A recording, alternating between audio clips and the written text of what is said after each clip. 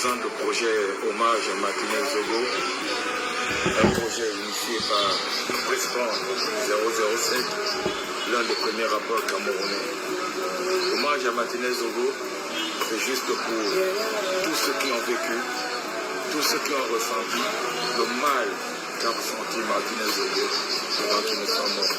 Preston, il a voulu rendre un hommage digne de son nom, Martinez Zogo.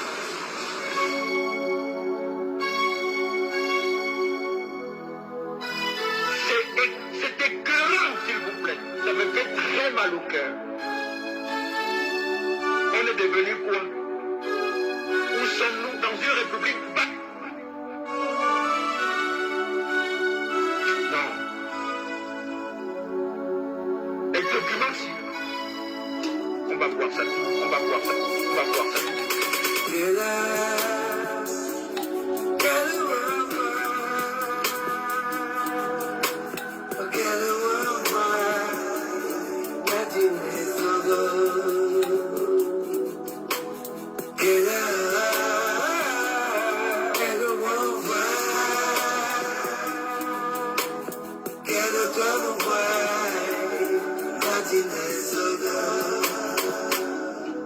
Parfois je me pose la question, pourquoi toute cette oppression? Devais-je faire de ma mission? Et mes jalousies nous conditionnent. Ils sont tapis dans le noir, Martinez nous a fait voir. Hypocrisie au pouvoir, une parole de percer le tiroir. Une plume s'est éteinte, une voix. Éveiller les consciences, dénoncer que notre choix. Tu penses nous faire taire, tu crois? Le combat continue, mais Martinez sont nés, ma foi. On lâchera jamais l'affaire, jamais sur notre loi. Ils l'ont tué parce qu'il leur a dit la vérité. Mutilé, ils l'ont jeté, loin de sa terre, à l'équipe. Donc la justice est morte, Martinez est mort. Mais où sont les commanditaires de ce sort? Où sont les commanditaires de ce sort? Où sont les commanditaires de ce sort?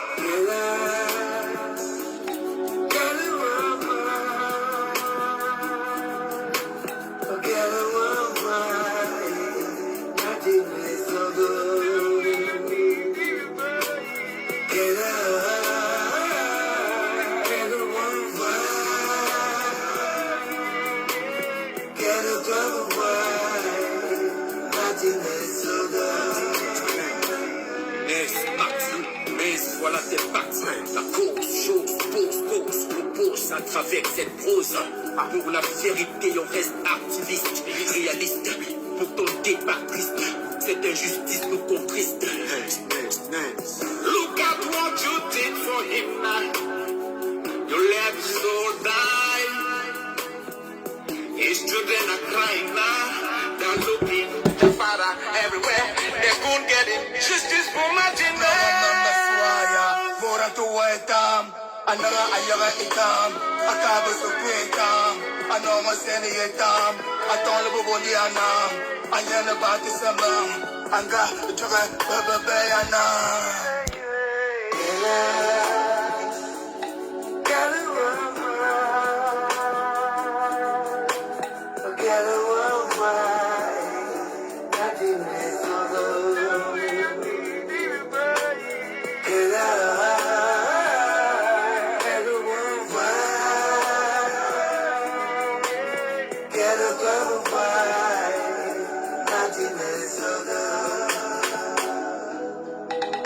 Dans cette situation, En réalité, une violence qui n'a pas de sens. dans cette humanité, Des bandits en col blanc ont fait un braquage d'État, dirige, pille dans l'anarchie, barbarie et tuerie.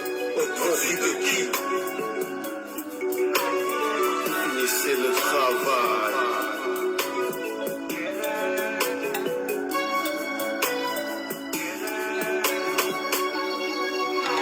Les mamans, votre enfant était tellement encombrant pour ces gens. Traitement inhumain et dégradant. Levez-vous tous, dénoncez ces horreurs. Toi mon frère, va faire ta carte d'électeur. Justice pour cet homme d'honneur.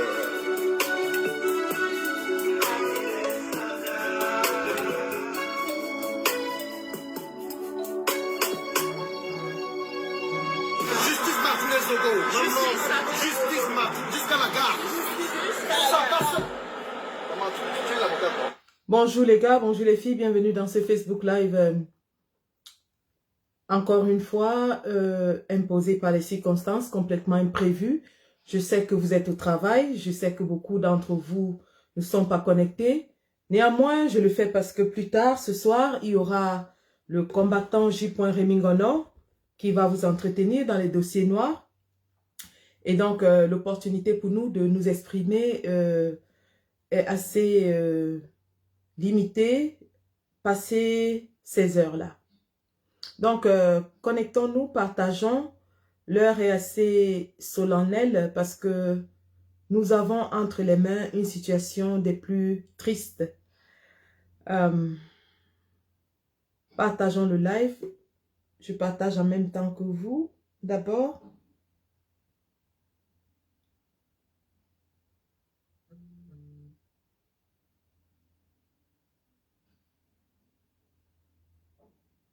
Et pendant que je partage, hein, pour meubler le temps, pendant que je partage pour meubler le temps, je peux vous faire passer un reportage sur Martinez-Zogo qui aura tout son sens tout à l'heure quand je vais m'exprimer. Donc, écoutons tous ensemble cette analyse. Commis par des kidams, des criminels. Du journal Afrique, vous êtes le responsable du bureau investigation de Reporters sans frontières, organisation de défense des médias et des journalistes. Hier, les informations annonçaient plusieurs arrestations, nous l'avons donné ici même. Et dans votre communiqué, qui est intitulé « Assassinat du journaliste Martinez-Zogo au Cameroun », révélation sur un crime d'État, vous êtes plus précis sur l'identité des personnes, arrêtées. Est-ce que vous pouvez nous en dire plus? Qui sont-elles? Qui sont ces personnes qui ont été arrêtées? Alors il y a un fait qui est établi aujourd'hui selon les enquêteurs qui ont amassé un nombre considérable d'informations puisqu'une vingtaine de personnes ont été arrêtées, il s'agit d'officiers. Donc quand on parle de crime d'État, c'est parce que ce crime n'a pas été commis par des kidams, des criminels qui auraient été engagés dans la rue, il a été commis par les propres services de renseignement du Cameroun. Ça c'est un fait qui a été établi aujourd'hui par les enquêteurs et qui sont confirmés d'ailleurs par l'un des témoins qui appartient à ce service de renseignement et qui reconnaît son implication en tant que chef du commando, monsieur Justin Danoué. Alors les accusations que vous portez sont évidemment très lourdes et très graves, et vous dites avoir eu accès aux dépositions, c'est pour ça que vous affirmez qu'il s'agit d'un crime d'État? Alors, on a un point précis sur là où on est l'enquête, et aujourd'hui les enquêteurs estiment qu'ils ont tous les éléments pour incriminer les suspects par rapport aux faits qui ont été commis contre ce journaliste-là, parmi les membres qu'ils ont arrêtés, donc qui appartiennent tous. Je rappelle que pour l'instant, il n'y a pas eu à la de mise en examen. Pour l'instant, tout le monde reste évidemment présumé innocent. Ça, ce sont les confidences auxquelles on a pu avoir accès. On a pu avoir également accès à un élément très important qui est le témoignage de Justin Danoué, qui est donc le directeur des opérations de la DGRE, donc ce service de renseignement. C'est un témoignage qui est lourd, qui est accablant, qui est long, qui est détaillé sur plusieurs pages, rédigé de sa propre main, et les conditions dans lesquelles on a eu accès à ce témoignage nous amènent à penser qu'il est parfaitement authentique. Ça ne veut pas dire que ce que raconte ce monsieur est la vérité, il faudra le confronter aux autres témoignages, mais en tout cas ce témoignage est authentique. En tant que chef du commando qui s'implique lui-même dans le forfait qui a été commis et ce crime odieux qui a été commis, il nous a paru évidemment intéressant de rendre publique cette information. Alors, vous dites avoir eu accès donc aux dépositions des personnes interpellées, dépositions que vous qualifiez, je cite, de sidérantes et d'accablantes. Concrètement, qu'est-ce qu'on y apprend ? On a le récit détaillé du plan macabre qui a été mis en place pour faire taire ce journaliste. D'une opération qui ressemblait au départ à une opération d'intimidation, avec une filature qui a duré à peu près une semaine, pendant laquelle ce journaliste a été suivi, je le rappelle, par les services de renseignement de son propre pays. On est arrivé jusqu'à cette journée du 17 janvier, où il a finalement été arrêté par un commando qui, semble-t-il, était dirigé par monsieur Danoué, c'est en tout cas ce qu'il affirme, avec des hommes qui ont été recrutés parmi les membres de la DGRE pour l'intimider, le passer à tabac et puis finalement le tuer puisqu'il n'en ressortira pas vivant. Son corps a été retrouvé quelques jours plus tard, mais il a bien été tué selon les informations à notre disposition dans cette fameuse nuit du 17 janvier.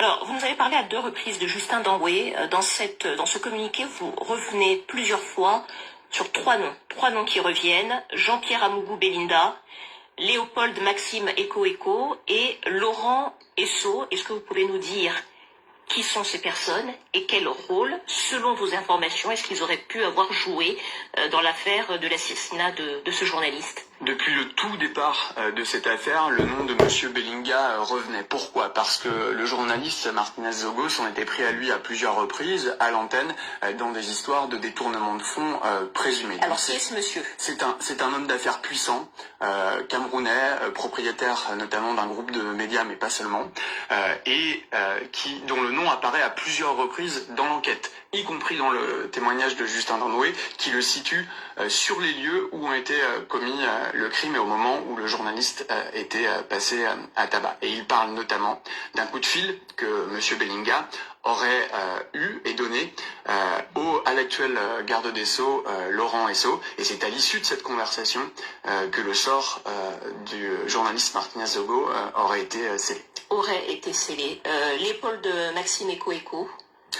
Monsieur Eko, c'est le patron des services de renseignement camerounais, de la DGRE, donc c'est le patron de ce service-là, service qui a été visiblement mandaté, comme le serait un groupe de tueurs à gages, pour régler son compte à Martinez Zogo. Lui, dans les informations qu'on avait jusqu'à aujourd'hui encore, semblait nier son implication directe, a dans un premier temps en tout cas tenu une ligne de défense qui visait à dire qu'il n'était pas au courant de ce projet mis en œuvre par son directeur des opérations. Il apparaît selon les enquêteurs, en tout cas qu'il semble avoir des éléments contre Monsieur Eko également, et que de toute façon il a une forme de responsabilité hiérarchique, puisque ce sont les moyens du service qu'il dirige qui ont été utilisés pour tuer Martinez Zogo. On parle également d'une 3e personne, Laurent Esso, qui n'est pas n'importe qui, puisqu'il s'agit du ministre de la Justice du Cameroun. Oui, son nom est cité dans le témoignage qu'on a pu consulter. L'enjeu, si vous voulez, pour les enquêteurs aujourd'hui et pour nous en tant qu'organisation de la société civile, et c'est le travail que cherchent à faire aussi les journalistes camerounais, c'est de faire en sorte que ce crime commis contre un journaliste ne reste pas impuni et que toutes les responsabilités soient établies, quelles qu'elles soient. Le nom du garde des Sceaux apparaît dans ce témoignage-là. C'est pas un témoignage anodin, c'est le témoignage de celui qui s'implique dans un crime en tant que leader du commando qui a exécuté le journaliste. Donc ces informations-là doivent être évidemment vérifiées, corroborées par sans doute d'autres témoignages, mais il est évident que cette conversation, si elle a eu lieu, il faut que toutes les responsabilités puissent être établies et qu'on ne se retrouve pas comme dans le cas de monsieur Samuel Ouazizi, qui est un journaliste aussi, qui il y a 3 ans a été arrêté par les militaires et dont le corps n'a jamais été restitué à la famille et dont les autorités ont reconnu qu'il était mort en détention bien des mois après qu'il ait été tué. Alors, je rappelle qu'il y a évidemment une enquête en cours, que le chef de l'État camerounais, Paul Biya, a demandé d'ailleurs une enquête conjointe, police, gendarmerie, qu'il y a eu une 20aine de personnes interpellées, mais que la justice en effet suit son cours et qu'il y a bien évidemment la présomption d'innocence. Merci beaucoup Arnaud Froger. Alors, merci d'avoir suivi ce reportage. Et si je vous l'ai fait suivre, c'est pour... Arnaud Froger, bonsoir. Bonsoir. C'est pour 2 raisons principales. Bienvenue sur le plateau. Oh, très bien. Alors, nous sommes réveillés ce matin. Pardon.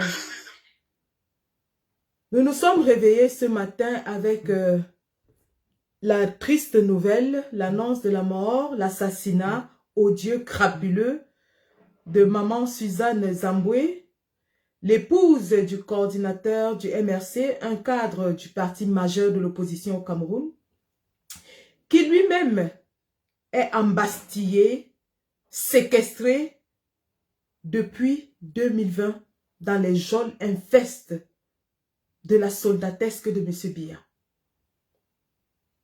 Pourquoi est-ce que nous faisons le rapport? Monsieur Zamboué, en 2020, alors que la résistance nationale avait lancé des marches blanches pour réclamer la fin de la guerre dans les régions du nord-ouest et du sud-ouest Cameroun. Alors que la résistance nationale avait organisé des marches. Bonjour Lucie Pauline, ma guerrière, Ewanei Panti, je vous salue, Sylvain Gako, Justine Yumjo, Nga Martha, partagez s'il vous plaît. Nous sommes en deuil. En 2020 donc, la résistance nationale organise des marches justement pour réclamer la fin de la guerre dans les régions du nord-ouest et sud-ouest Cameroun, mais surtout demander le constat de la vacance de pouvoir parce que M. Paul Biya, pendant la crise de Covid, avait disparu et laissé le pays entre les mains de la gestion de l'ambassadeur de France au Cameroun, M. Guilou. M. Guilou, qui effectivement était celui-là qui présidait aux cérémonies de sortie des officiers supérieurs de l'armée camerounaise. M. Guilou, l'ambassadeur de France, qui recevait les ambassadeurs des pays étrangers en lieu et place de Paul Biya. Nous avons constaté que le pays était géré à coup de décrets nationaux signés par le secrétaire général à la présidence, M. Ngongo, qui a la signature permanente du chef de l'État, et que les cérémonies étaient effectivement présidées par M. Guilou, le hibou, le filou, ambassadeur de France au Cameroun. Suite à ces faits donc, principalement pour nous les activistes c'était ça, mais pour les militants du MRC, ils marchaient pour exiger la fin de la guerre au Nozo, les comptes de la CAN 2019, mais aussi les comptes du Covid. Parce qu'on se rappelle que le gouvernement de Paul Biya avait géré la crise Covid avec les sauts maçons et les savons Samboulou. Donc, ils demandaient les comptes du Covid. Aujourd'hui, on sait qu'ils ont été massivement détournés. Et on sait quels ministères ont été cités dans le rapport de la Chambre des comptes. On sait aujourd'hui que l'argent de la CAN, 3 000 milliards, a été sauvagement détourné. Le complexe de Lembe n'est jamais terminé. Mais ces gens sont encore en prison. Et M.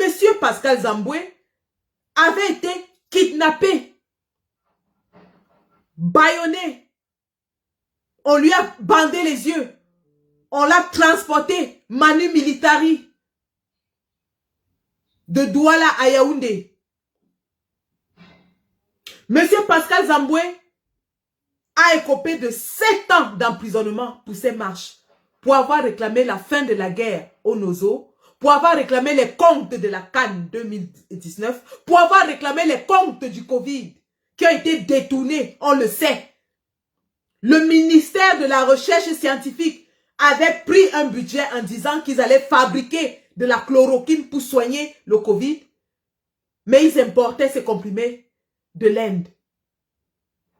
Le ministère de la Santé, aujourd'hui, n'arrive pas à justifier de la gestion des fonds Covid.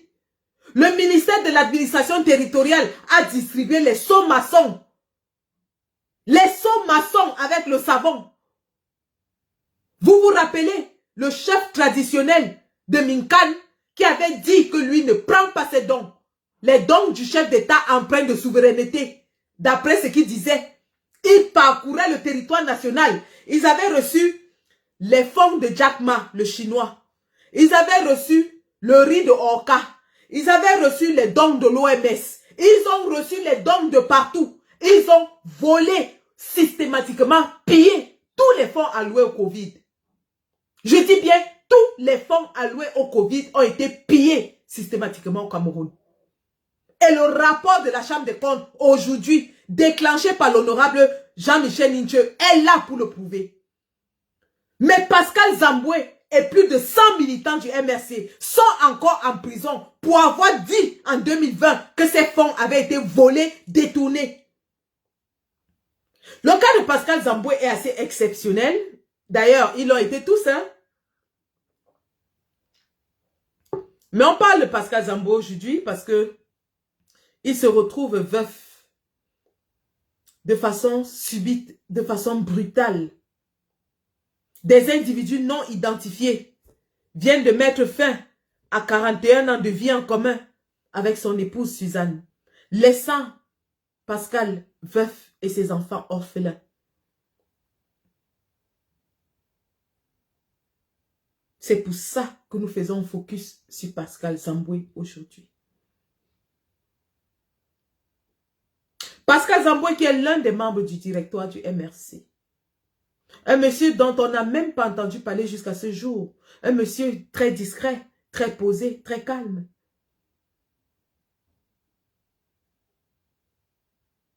Dont la femme a été sauvagement assassinée cette nuit.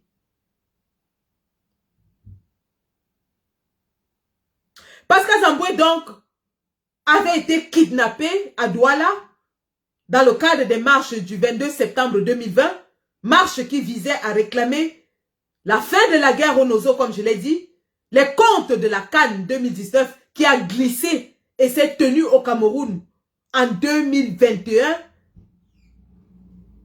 les comptes du Covid qui ont été sauvagement détournés par les ministères qui en avaient la charge. Pascal Zamboué a été kidnappé par la DGRE.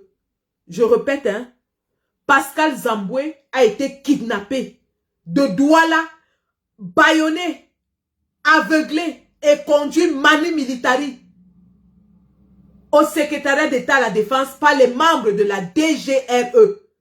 Qu'est-ce que la DGRE? Direction Générale des Renseignements, écoutez bien, hein, Direction Générale des Renseignements Extérieurs. Extérieurs. La DGRE a pour vocation à protéger les frontières du Cameroun, à faire de l'espionnage et du contre-espionnage à l'extérieur du triangle national. Mais la DGRE se retrouve en train d'assassiner sauvagement Martinez Zogo, en train de kidnapper les militants des partis de l'opposition. Voilà comment le régime de M. Biya instrumentalise, utilise, privatise les forces de maintien de l'ordre, les unités d'élite, les unités de renseignement, d'espionnage et de contre-espionnage, non pas pour protéger le Cameroun, mais pour martyriser, torturer, traumatiser son propre peuple, des citoyens ordinaires, les militants de l'opposition. Comment se fait-il que M. Pascal Zamboué se retrouve en train d'être kidnappé par des agents de la DGRE qui est censé protéger les frontières, qui est censé espionner à l'extérieur, nous apporter les renseignements de la même façon qu'ils l'ont fait pour Martinez Zogo? Vous avez entendu ce reportage. Plus de 20 agents de la DGRE ont été arrêtés dans le cadre de l'assassinat de Martinez Zogo. Et le chef des opérations, le colonel Danwe, était lui-même sur le terrain. Et il a écrit, il a fait un témoignage écrit de sa propre main. Tout un colonel de la République qui est impliqué dans l'assassinat d'un journaliste, d'un citoyen ordinaire.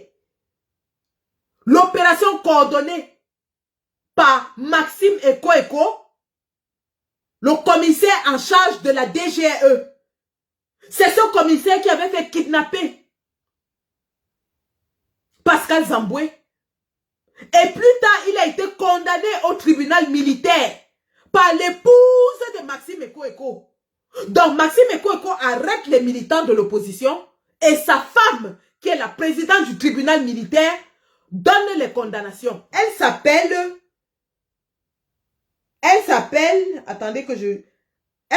Madame Abega Mbezoua. Elle s'appelle Madame Abega Mbezoua, épouse Maxime Eko. Donc, voilà comment les forces de sécurité du Cameroun, au lieu de protéger les citoyens, au lieu de protéger le territoire, sont utilisées pour intimider, pour installer la psychose, pour torturer, pour assassiner, pour emprisonner des citoyens ordinaires. Rappelons comment Martinez Zogo a été torturé par la DGRE, Direction Générale des Renseignements Extérieurs. Rappelons la torture horrible, insoutenable, inhumaine, animalière qu'a subi Martinez Zogo entre les mains des services de l'État, entre les mains des services de protection des citoyens, entre les mains des agents de protection de notre pays. Bon Dieu, dans quel pays est-ce que les agents qui sont censés protéger un territoire sont utilisés pour tuer les citoyens de cette façon? Martinez Zogo a été, je commence, hein, on lui a arraché les ongles. On lui a arraché les ongles. On lui a coupé les orteils. On lui a fait manger ses propres excréments. On l'a tapé à mort. On lui a fendu la tête. On lui a cassé le bras.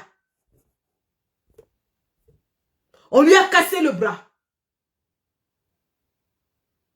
On lui a enfoncé un objet métallique dans son orifice anal. On lui a crevé les yeux. On lui a versé de l'acide. Et enfin, on allait jeter son corps complètement dénudé dans une carrière en pleine ville. Si ce n'est pas assez pour vous, je répète, hein, si ce n'est pas assez pour vous, je vais répéter les sévices inhumains qu'a subi Martinez Zogo entre les mains de la DGRE, instrumentalisé par les hommes d'État. Vous avez entendu le nom du ministre des Finances qui est apparu dans ce dossier. Le nom du ministre de la Justice qui est apparu dans ce dossier. Le nom du directeur du cabinet civil qui est apparu dans ce dossier. À l'exécution, la Direction générale des renseignements extérieurs. Écoutez encore ce qu'ils ont fait à un journaliste, hein, un citoyen ordinaire. Ils l'ont kidnappé. Ils l'ont battu. Ils l'ont sodomisé. Ils lui ont fait manger ses propres excréments. Ils ont arraché ses ongles. Ils ont coupé ses orteils. Ils ont cassé son bras. Ils ont fendu son crâne. Ils lui ont enfoncé un objet métallique dans son orifice anal. Ils lui ont versé de l'acide. Ils ont percé ses yeux. Et ils sont allés le jeter dans une carrière découverte.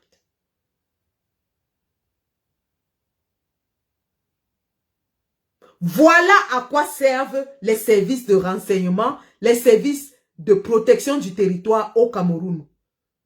Ils servent à torturer, kidnapper, intimider, tétaniser le peuple. Les Camerounais ne peuvent pas parler. Personne parmi eux ne peut parler. Et chaque journaliste, lorsque vous regardez même les chaînes de télévision, les émissions privées, dès qu'il y a un petit dérapage, vous les entendez s'excuser. Oh non, non, non, c'est pas ce qu'on voulait dire. On voulait préciser que tout le monde a peur au Cameroun. Tout le monde a peur. Parce que tout le monde se rappelle de ce qui est arrivé à Martinez Zogo. C'était un message fort que le gouvernement a envoyé à tous ceux qui auraient des velléités pour parler, pour dénoncer, pour s'opposer.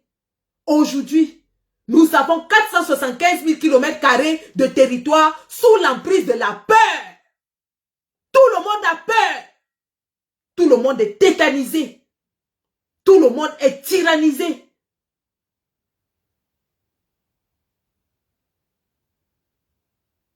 Ils sont sous l'emprise de la peur. Parce que le gouvernement de Biya a montré un niveau de cruauté qui dépasse tout entendement. Parce que le gouvernement de Biya a fait preuve d'un animalisme qui dépasse tout entendement. Pourquoi est-ce que j'en parle? Pascal Zamboué est un membre important du parti d'opposition, leader de l'opposition. Et on se rappelle encore qu'il y a quelques jours, un membre du parti au pouvoir, en la personne de Patrick Rifoué, est parti sur une chaîne de télévision où il a déclaré que si le parti de Pascal Zamboué, en l'occurrence le MRC, gagnait les élections présidentielles en 2025, alors le RDPC, son parti est le parti au pouvoir, le parti État, le parti qui est au pouvoir depuis 42 ans, avec Paul Biya qui est à la tête du pays depuis 60 ans, qui veut faire passer son fils aussi comme Bongo, comme Déby, comme tout le reste.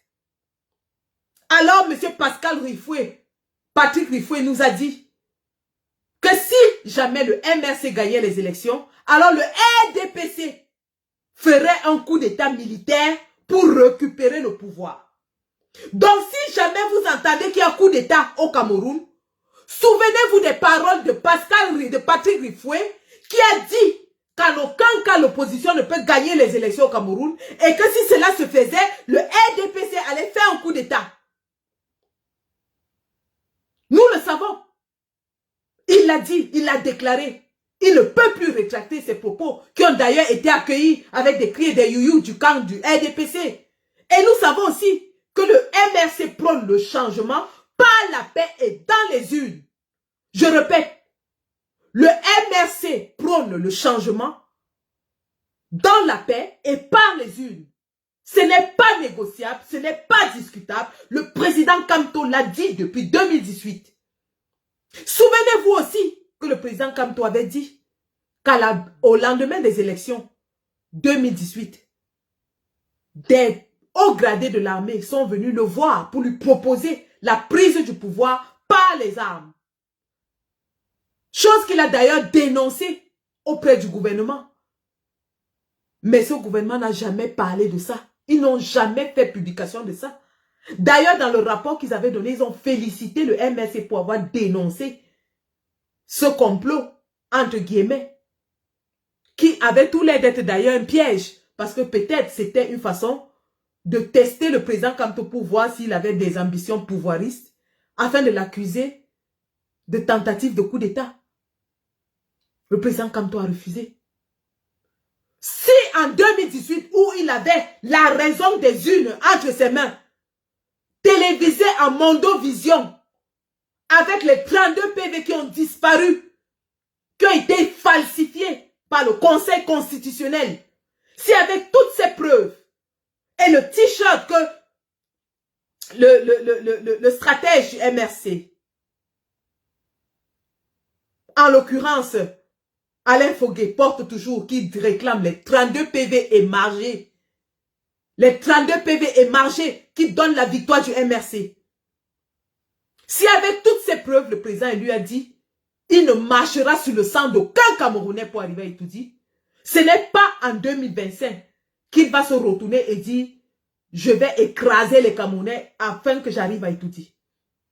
Donc s'il y a bain de sang au Cameroun en 2025, attrapez Patrick Rifoué, attrapez le RDPC et demandez-leur des comptes. Parce que ce sont eux qui ont déjà commencé à promettre le bain de sang pour s'accrocher au pouvoir, pour garder un grabataire de 94 ans au pouvoir, qui a déjà fait 40, qui aura en 2027 fait 43 ans au pouvoir. C'est le RDPC qui est en train de promettre le bain de sang pour rester au pouvoir.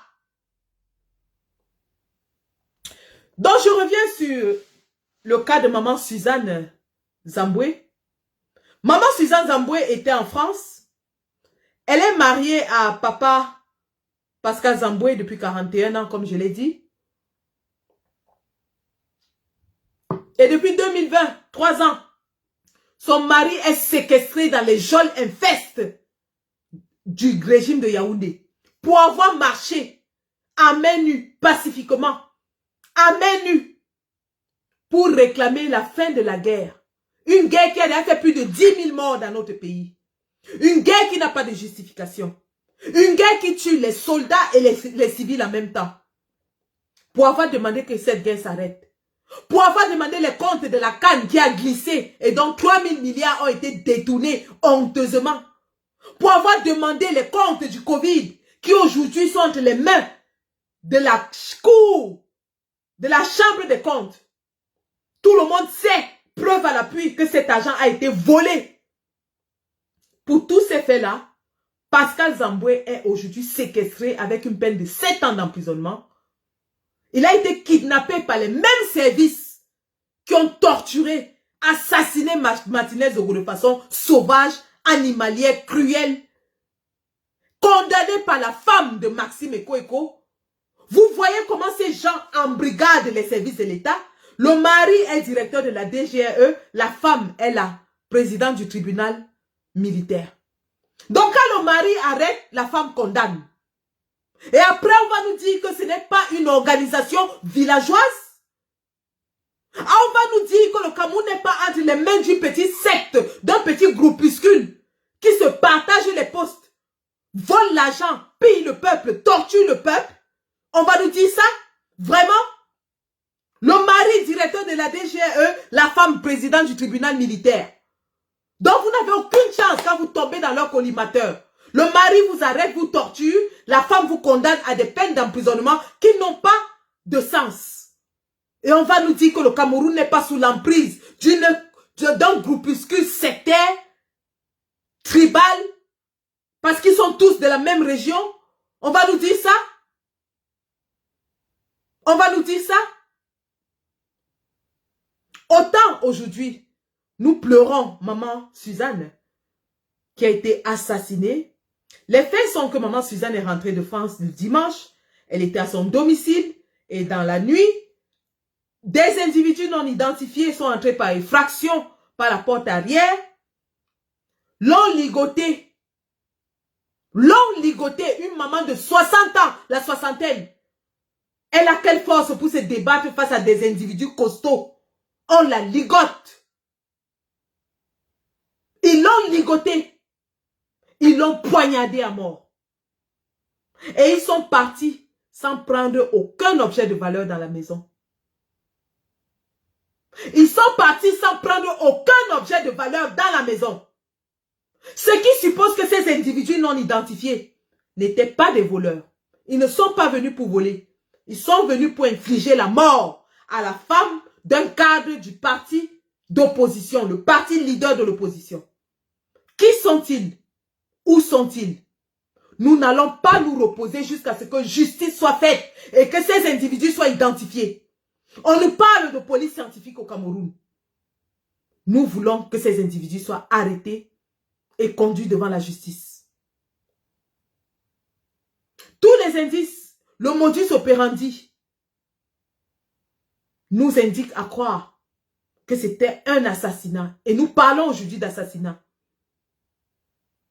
Le régime de M. Biya, utilisant les agents de renseignement, les agents secrets, ne va pas les envoyer en tenue pour assassiner les Camerounais. Non, ils le font en civil.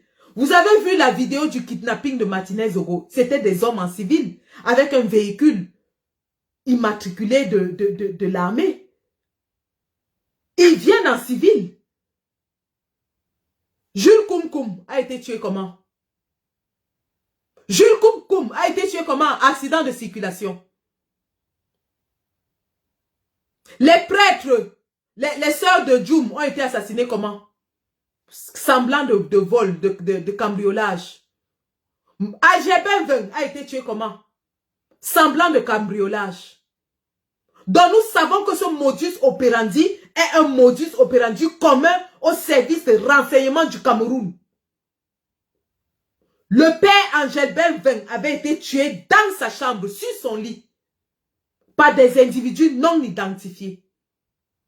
Et jusqu'aujourd'hui, on a parlé de l'implication des services de renseignement du Cameroun. Mais personne n'a été conduit à la justice. Les sœurs de Djoum, Monseigneur Plumet, combien d'assassinats politiques similaires ont été commis? Parce que le modus operandi ne change pas. Ils opèrent de cette façon et ils ne changent pas. Ça a toujours marché depuis les années 70-80. Accident de circulation, agression. Tout récemment encore, Paul Tchouta a failli mourir de quelle façon? Agression. Agression. Des individus avec des véhicules non identifiés se sont garés devant chez lui, se sont jetés sur lui et ont tenté de le tuer. Nous avons tous vu comment Paul Tchouta avait été complètement amoché. Ce sont les services de renseignement et les services de sécurité du Cameroun qui font ça aux citoyens camerounais à l'intérieur de notre territoire. Ils sont incapables d'aller combattre Boko Haram au nord. Ils sont incapables de défendre les territoires du Cameroun au nord. Mais ils viennent torturer, assassiner les citoyens ordinaires à l'intérieur du pays. Nous disons, nous voulons justice. Oui, bien sûr, Ewane, Monseigneur Bala, les cas pareils sont légion au Cameroun. Les cas pareils sont légion au Cameroun. On dit que oh, les bandits sont venus vous agresser et puis vous êtes morts. Mais ces bandits ne volent rien. Tout à fait le même scénario pour la mort de Monseigneur Angers Benvin. On l'avait poignardé, il était mort dans son propre sang et rien n'avait été volé. Rien n'avait été volé chez lui. Rien.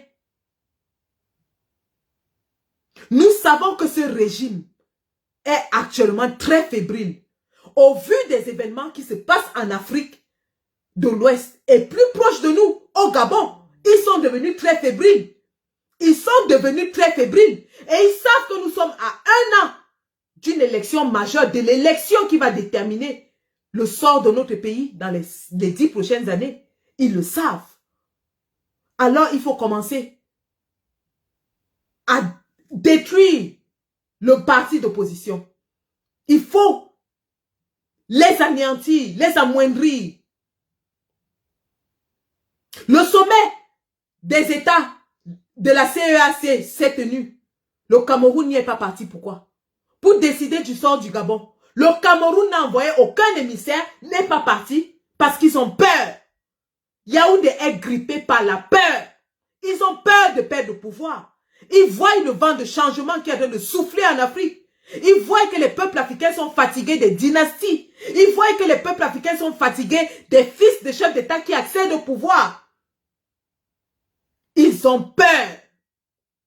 Ils ont peur. Ils ont peur. Et ils sont déjà en train d'actionner les leviers pour faire peur aux populations, faire peur aux opposants. Mais nous disons aux combattants, Pascal Zamboué, du fond de sa cellule qui est sûrement peut-être en train de nous regarder, qui est détruit par la douleur de perdre l'être qu'il a le plus aimé sur cette terre, en dehors de ses enfants bien sûr, et qui ne puisse même pas être à ses côtés, qui ne puisse même pas la toucher, la voir, qui ne puisse pas lui donner le bisou d'un mari à son épouse, qui n'ait pas l'occasion de la serrer dans ses bras pour une dernière fois. Pascal Zamboué qui en ce moment est sûrement complètement détruit. Et ce n'est que normal. Parce que c'est fait à dessein. C'est fait pour le briser. C'est fait pour le décourager. C'est fait pour l'éliminer. C'est fait exprès. C'est fait exprès. Nous lui dirons, combattant, pleure toutes les larmes de ton corps. Crie tout le désespoir de ton cœur. Parce que tu n'auras plus jamais une femme comme celle-là.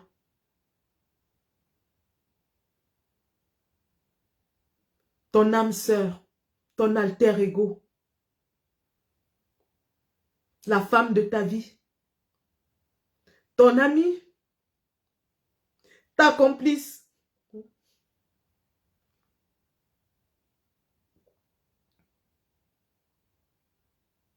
La seule personne à qui tu peux te confier, celle qui connaît les secrets, des secrets que tu as, celle qui t'a accepté avec tes qualités et tes défauts, celle qui t'a soutenu toute ta vie, celle qui t'a accompagné dans ton combat, celle qui t'a tenu la main dans les moments de joie et dans les moments de peine. Oui, pleure, combattant. Pleure. Pleure. Personne ne peut t'empêcher de vivre ta douleur.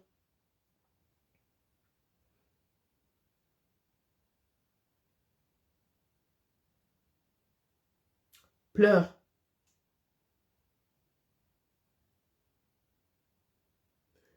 Mais surtout, n'aie pas un sentiment de culpabilité parce que c'est ce qu'ils recherchent.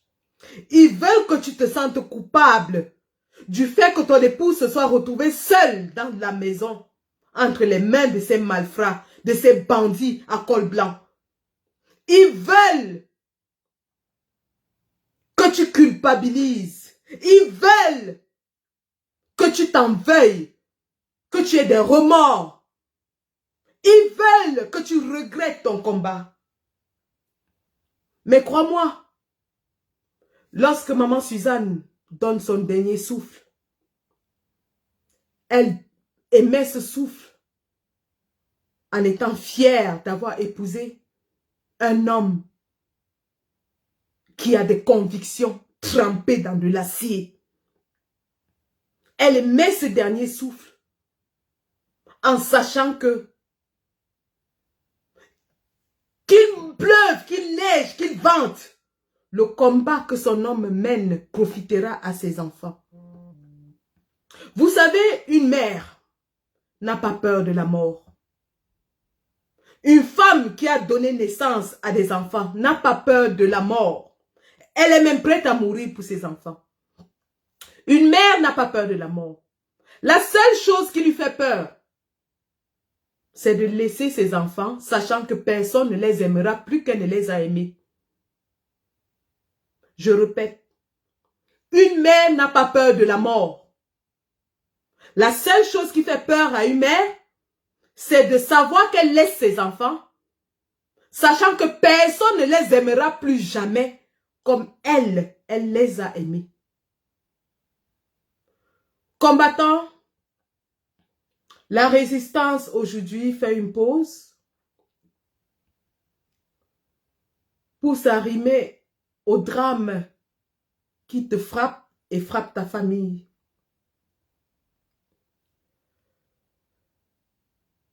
Nous sommes solidaires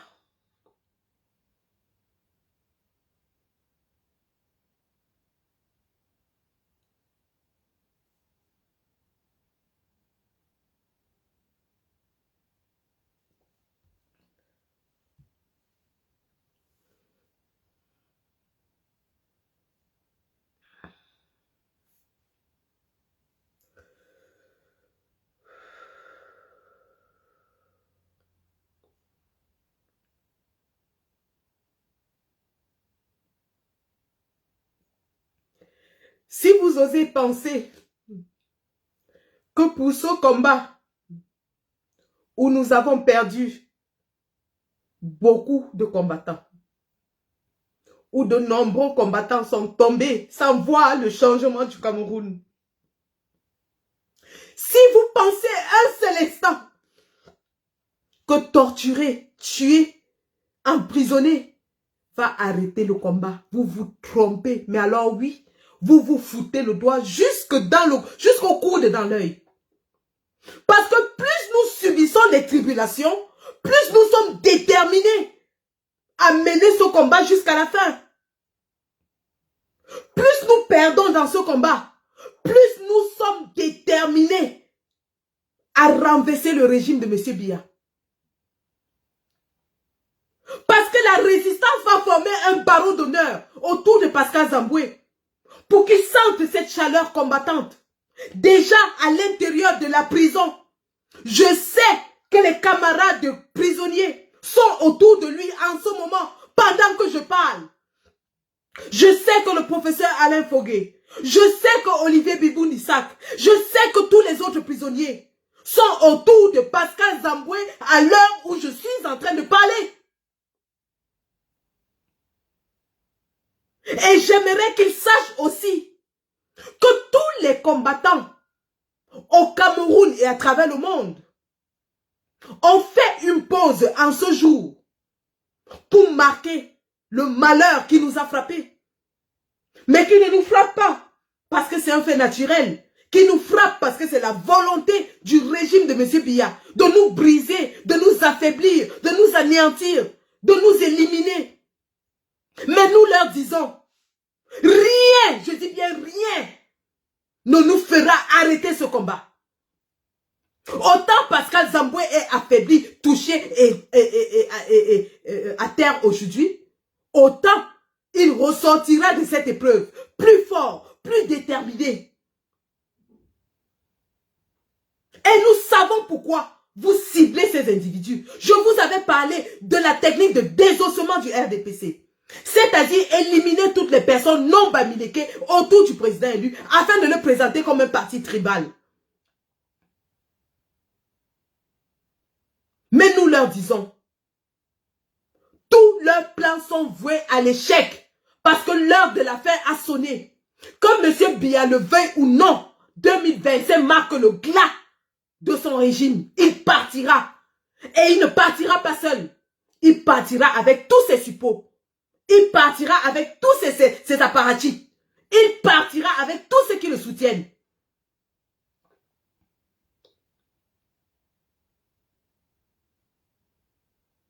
Non, on ne pleure plus. Tout ce que nous perdons dans ce combat, nous le perdons en connaissance de cause, en sachant que le combat n'est pas gratuit, que nous allons laisser des plumes. Nous allons payer parfois au prix de nos vies. Nous allons payer cher. Beaucoup sont épuisés. Ça fait 5 ans de combat, bon Dieu. 5 ans de combat acharné. Financièrement, moralement, physiquement, beaucoup sont fatigués. Mais nous leur disons que tant qu'il y aura des personnes déterminées, ce combat va être mené jusqu'à bon port. Mais oui. Personnellement, hein, il faut venir m'égorger pour que j'arrête le combat. Même si je rampe avec un pied, je serai dans ce combat. Même si je suis complètement amputé, handicapé, je serai dans ce combat. Ça ne sert à rien. Oubliez. Oubliez. Vous pensez qu'en tuant les nôtres, nous allons quitter le combat? Nous allons abandonner? Nous allons vous laisser le Cameroun pour 40 ans encore? 40 ans de Biya? D'un autre Biya? Qui va nous faire subir, faire subir à nos enfants ce que nous avons subi? Le Gabon nous parle. Le Gabon nous parle. Le Gabon nous parle. Et donc comme ça, j'en profitais donc pour répondre à monsieur Patrick Rifoué, qui est passé sur Equinox pour nous dire effectivement que si l'opposition gagnait les élections en 2025, le RDPC ferait un coup d'État pour rester au pouvoir, maintenir Biya 94 ans et son système qui a pillé, violé, volé les citoyens camerounais depuis 41 ans, 43 ans en 2025. Ils utiliseraient la force, verseraient un bain de sang pour s'accrocher au pouvoir parce qu'ils ne veulent pas que l'opposition gagne. Et pour prétexte, il dit que c'est parce que le MS et son président ont traité l'armée camerounaise de milice tribale. Je vais vous faire écouter les propos de ces mécréants. Et on va revenir sur lui. Et excusez-moi mes yeux. Vous savez, j'ai des problèmes de vue et quand je pleure, j'ai les larmes aux yeux. Donc, je vois plus trop bien. Voilà. Alors.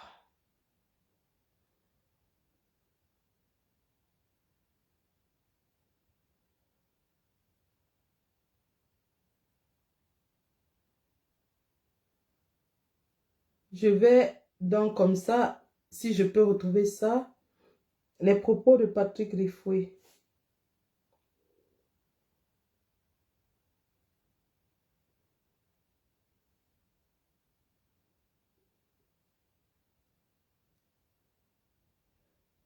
Bon, je pense que je vais rechercher. Je ne sais pas, sauvegarder. Ah là là. Mais là, ma vue, elle est complètement amoindrie, hein.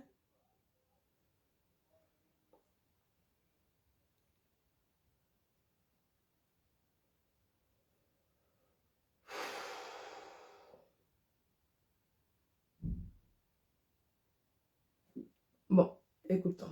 Je vais répondre à ces deux questions en faisant la comparaison pied à pied, pour que ceux qui nous écoutent comprennent bien.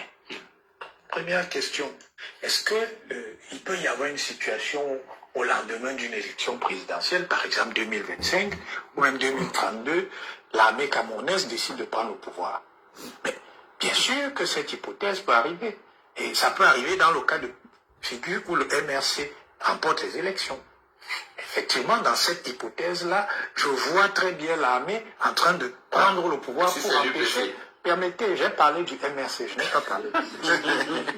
Donc, s'il arrivait par impossible que le MRC remporte les élections, je m'attends à ce que l'armée s'y oppose fermement. Pourquoi je dis ça? Oui.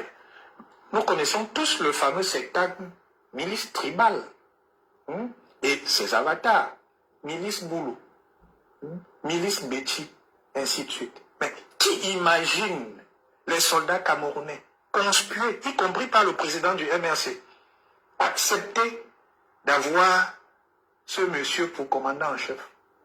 Au MRC, on insulte l'armée camerounaise tous les jours. On la traite de tous les mots. Mais je ne vois pas dans quelles conditions il peut y avoir une collaboration entre un parti politique qui a choisi d'avoir un discours anti-républicain contre l'armée et cette armée-là qui est républicaine. Je voudrais bien comprendre. Vous êtes en train de dire à l'armée que si un citoyen autre que votre champion gagne les élections, il doit faire un coup d'État. Non, l'armée doit faire un coup d'État. C'est comme vous dites. Non, je veux juste comprendre très bien. Parce que j'ai des Monsieur Sor, vous ne me prêtez pas les mots. sur cette expression. Vous ne me prêtez pas les mots. Je dis, et je le répète, que je ne vois pas dans quelles conditions il peut y avoir une cohabitation entre des individus qui traitent l'armée de milice et cette armée-là.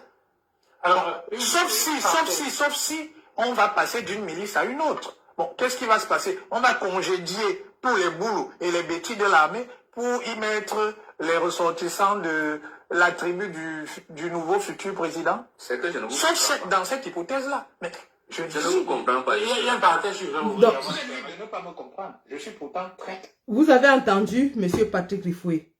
Patrick Rifoué dit que si le MRC gagne les élections, eh bien le RDPC va faire un coup d'État afin de retourner le pouvoir à Paul Biya. Donc, le Cameroun a plus de 200 partis politiques. Pourquoi est-ce que Patrick Rifoué s'en prend seulement au MRC? Pourquoi est-ce que Patrick Rifoué dit que si le président Kamto gagnait les élections, l'armée ferait le coup d'État?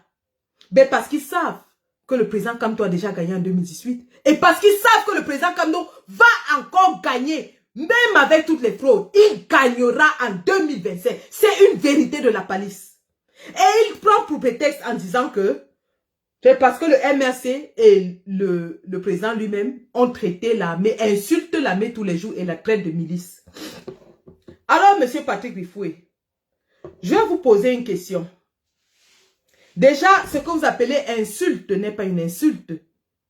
Ce sont des qualificatifs qui d'ailleurs ne sont pas faits par les membres du MRC, mais par nous les activistes.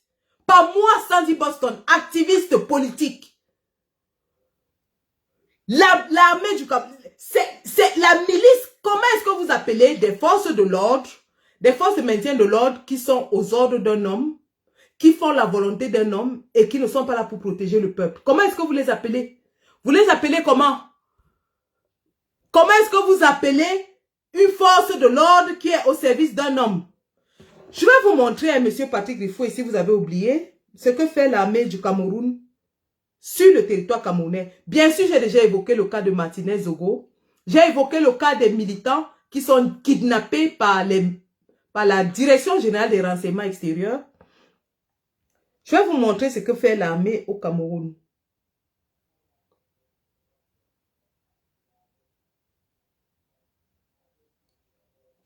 Regardons bien cette vidéo-ci.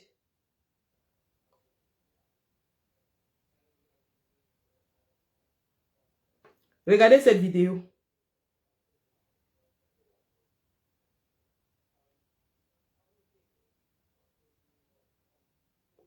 Oula, c'est parti. Ah, c'est là, ok.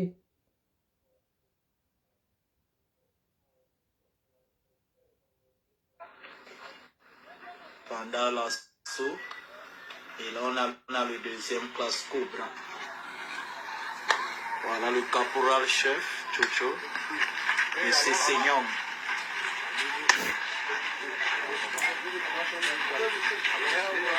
Mets-moi la calebasse, là, on te voit bien là-bas. Oh, BH. Tu vas mourir. Ballon là-bas. Monsieur Pascal Rifoué, si vous avez la mémoire courte, si vous voulez tromper les Camerounais, Ça se passe bien au Cameroun, non? Le ministre de la Communication avait dit que c'était au Mali. Il a dit que c'était au Mali, c'était jamais les soldats camerounais. Regardez. Voilà l'armée républicaine. Voilà M. Pascal Rifoué. Vous qui nous dites que nous insultons, simplement parce que nous montrons les vérités. Ça se passe où ça? 2 femmes avaient les bébés au dos. 3 femmes avaient les bébés au dos. 3 femmes avaient les bébés. Regardez les petits enfants, regardez les enfants qui vont être exécutés par l'armée. Des enfants de moins de 5 ans, des bébés exécutés à bout portant par l'armée. Monsieur Pascal Rifoué, ça vous dit quelque chose? Ça vous dit quelque chose ça?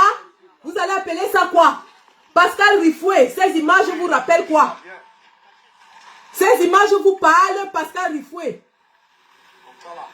qui est en train de tirer sur les enfants de moins de 5 ans, les bébés et les mamans. C'est qui? Regardez les enfants, il attache la tête d'un enfant.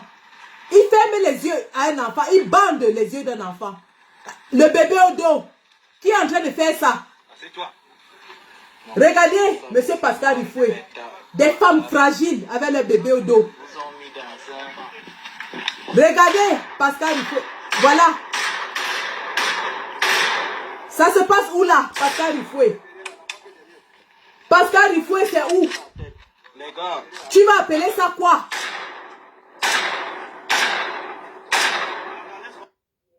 Voilà. Quand on dit ça, monsieur Pascal Rifoué va sur une chaîne de télévision nous dire que nous avons insulté l'armée. Ces images ont fait le tour du monde entier. Dans aucun autre pays, on a vu des exécutions sommaires. Des femmes avec leurs bébés, des enfants de moins de 5 ans par l'armée. Monsieur Pascal Rifoué, tu vas nous dire que c'est quoi? Pascal Rifoué, entre dans ce live, assois-toi, prends ton tabouret, tu t'assois, tu regardes ces images. Tu vas qualifier ça de quoi? Pascal Rifoué. Tu vas qualifier ça de quoi? Et vous savez ce que le gouvernement de Paul Biya a dit à propos de cela? Le gouvernement de Paul Biya, à travers son ministre de la Communication, a dit que ça ne se passait jamais au Cameroun. Que c'était au Mali. Que c'était au Mali. Ils nous ont dit que c'était au Mali. Les pauvres Maliens ont encaissé. Pascal Rifoué. Je vais te montrer donc. J'espère qu'il est assis, hein. Taguez-le dans cette vidéo.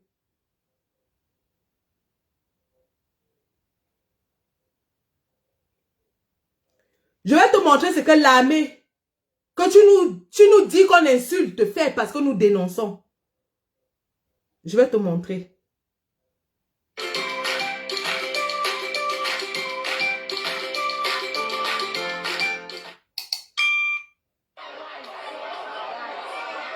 Dans les rues de Buea au Cameroun, ses habitants ne décolèrent pas. La situation reste tendue dans cette partie anglophone du pays depuis qu'un gendarme a tué une écolière de 5 ans en tirant sur le véhicule dans lequel elle se trouvait. L'homme a ensuite été lynché à mort par une foule. Un gendarme a tué une fillette de 5 ans. La région cherche à apaiser la population. Je tiens à vous assurer que ceux qui ont fait ça ont été arrêtés. Est-ce que vous m'entendez? Parce que cet enfant aurait pu être votre enfant, mon enfant. C'est un enfant innocent. Ça, c'est le gouverneur hein, qui dit que ceux qui ont fait ça ont été arrêtés. Un gendarme tue une fillette de 5 ans. Et M. Pascal Rifoué nous dit que nous qui dénonçons, nous insultons l'armée. Voilà les faits au Cameroun. Au lieu de tourner leurs armes sur les terroristes, ils tournent leurs armes sur les citoyens. Ils tournent leurs armes pour tuer les Camerounais. La fille allait à l'école. Je me bats ici pour que les enfants aillent à l'école. Mais comment se fait-il qu'un enfant sur le chemin de l'école soit tué? C'est choquant. Le ministère de la Défense a annoncé l'ouverture d'une enquête pour déterminer les circonstances de ce drame. Car même si la mort de la fillette n'a rien à voir avec la crise anglophone qui secoue une partie du pays depuis 4 ans... La mort de l'enfant n'a rien à voir avec la crise anglophone. Un gendarme qui tire sur une fillette de 5 ans. Le ministère de la Défense ouvre l'enquête. Et vous ne voulez pas qu'on parle? Vous ne voulez pas qu'on parle? Les autorités veulent éviter que la situation ne dégénère.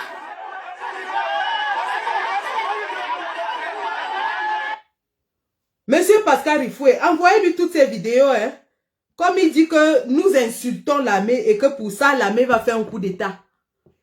Il dit que nous insultons l'armée en la traitant de milice. Et que pour ça, parce qu'on a dit que l'armée était la milice, l'armée va faire le coup d'État, donc va encore plonger effectivement le Cameroun dans un bain de sang, ce faisant prouvant qu'elle est vraiment une milice, parce que l'armée va prouver qu'elle est une milice en plongeant le Cameroun dans le bain de sang pour défendre un grabataire de 94 ans.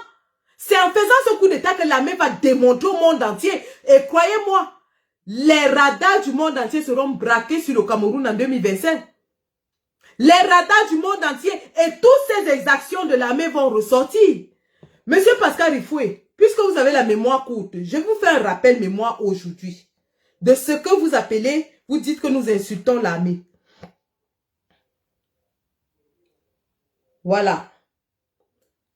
Écoutons ce que...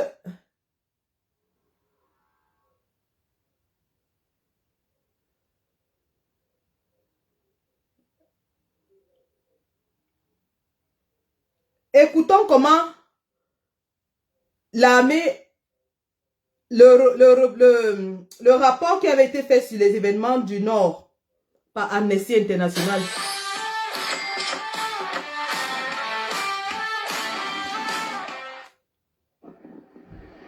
Les membres présumés ou avérés du groupe islamiste Boko Haram sont victimes de torture et détenus dans des conditions inhumaines, d'après le dernier rapport d'Amnesty International. L'ONG déclare avoir rencontré 101 personnes affirmant avoir été détenues en secret et torturées par les forces de l'ordre entre mars 2013 et mars 2017. Ce que nous avons vu, c'est un traitement beaucoup plus brutal, administré aux personnes arrêtées, souvent sans preuve, soupçonnées de... Là n'est pas le reportage que je voulais, là c'est les tortures infligées aux personnes arrêtées. Le reportage que je voulais est celui-ci.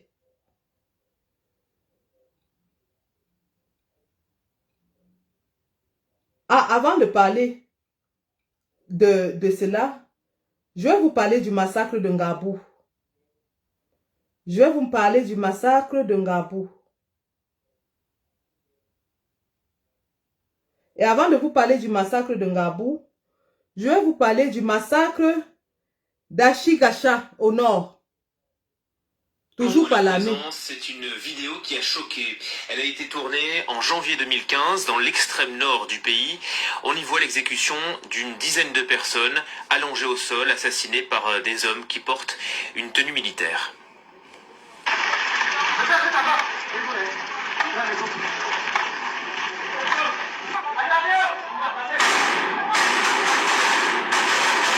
Ça c'est l'armée, hein. Ils ont aligné les civils par terre, ils les tuent. Ce qui est nouveau aujourd'hui, c'est l'ouverture d'une enquête par Yaoundé. C'est ce qu'a annoncé le porte-parole du gouvernement. Bonjour Chloé Lauvernier. Vous êtes journaliste aux Observateurs. Cela fait 3 semaines que vous travaillez sur ces images. Premier objectif pour vous, déterminer le lieu de l'exécution. Voilà, et pour cela, il y a un indice important dans la vidéo, puisqu'à un moment, l'un des hommes en tenue militaire affirme la mission s'est bien passée, on a ratissé le village d'Achigachia qui a été récupéré par Boko Haram. Du coup, on a montré quelques captures d'écran de cette vidéo à des gens qui connaissent bien Achigachia et tout le monde nous a assuré que c'était effectivement Achigachia. Certaines personnes ont même reconnu le quartier dans lequel ces images ont été tournées, qui est Talamassali. Certaines personnes nous ont également affirmé reconnaître certains des bâtiments qu'on voit sur les images. Deuxième objectif pour vous, vérifier l'identité des personnes sur la vidéo et notamment les hommes armés. Voilà. Alors là encore, on a interrogé beaucoup de gens, notamment des gens qui ont perdu des proches ce jour-là, et tout le monde nous a assuré que c'était des militaires camerounais qui avaient abattu ces civils, qui sont surtout des personnes âgées, même si les chiffres varient. Est-ce que vous entendez des militaires camerounais qui sont allés dans le village d'Achigacha en 2015, qui ont abattu des personnes âgées? Et ça, ce sont des rapports des villageois du village d'Achigacha. Concernant le nombre de victimes, certaines personnes parlent d'une trentaine de personnes abattues, d'autres évoquent plutôt des chiffres comme 70 ou 80 personnes abattues. Par ailleurs, dans la vidéo, il faut savoir qu'on peut voir des fusils d'assaut Zastava M21 qui sont utilisés par les forces de sécurité camerounaises. C'est les seuls à utiliser ces fusils d'assaut dans la région. Donc là encore, on peut penser que ce sont effectivement des militaires camerounais que l'on voit sur les images. Et enfin, concernant la date de ces événements, toutes les personnes qu'on a interrogées nous ont dit que ça s'était passé en janvier 2015, soit juste après la reprise d'Achigacha par les militaires camerounais, puisque c'est une localité qui avait été prise par les combattants de Boko Haram. D'ailleurs, tous ces événements ont été documentés par Amnesty International dans un rapport paru en 2016. 3 semaines de travail pour vous, quelle a été la principale difficulté ? La principale difficulté, ça a été que les gens ont très peur de parler, de témoigner. C'est pour ça qu'on a passé 3 semaines dessus, pour récolter ces témoignages. Et toutes ces informations sont à retrouver sur le site des observateurs de France 24. Voilà. Merci beaucoup. Voilà, est-ce que vous entendez ça? Les gens ont très peur de parler. L'armée qui est partie dans le village d'Achigacha, un village qui était tombé entre les mains de Boko Haram, mais que l'armée avait récupéré déjà. Mais ils reviennent et exécutent plus de 70 personnes, des personnes âgées. Et les gens ont peur de témoigner. Voilà donc, monsieur Patrick Rifoué, vous qui nous dites que lorsque nous parlons de cela, nous traitons l'armée de milice. Eh bien, nous avons le droit de faire le rapport des exactions, des abus et même des débordements de l'armée camerounaise. On se souvient tous de Ngarbou. Qu'est-ce qui s'est passé en Ngarbou? Qu'est-ce qui s'est passé en Ngarbou? Qui a tué 22 Camerounais à Ngarbou? Notamment des femmes et des enfants, une femme enceinte y compris. Qui a tué, brûlé les personnes âgées en Ngarbou? Monsieur Patrick Rifoué. Regardons. Comme vous aimez qu'on vous parle avec les preuves.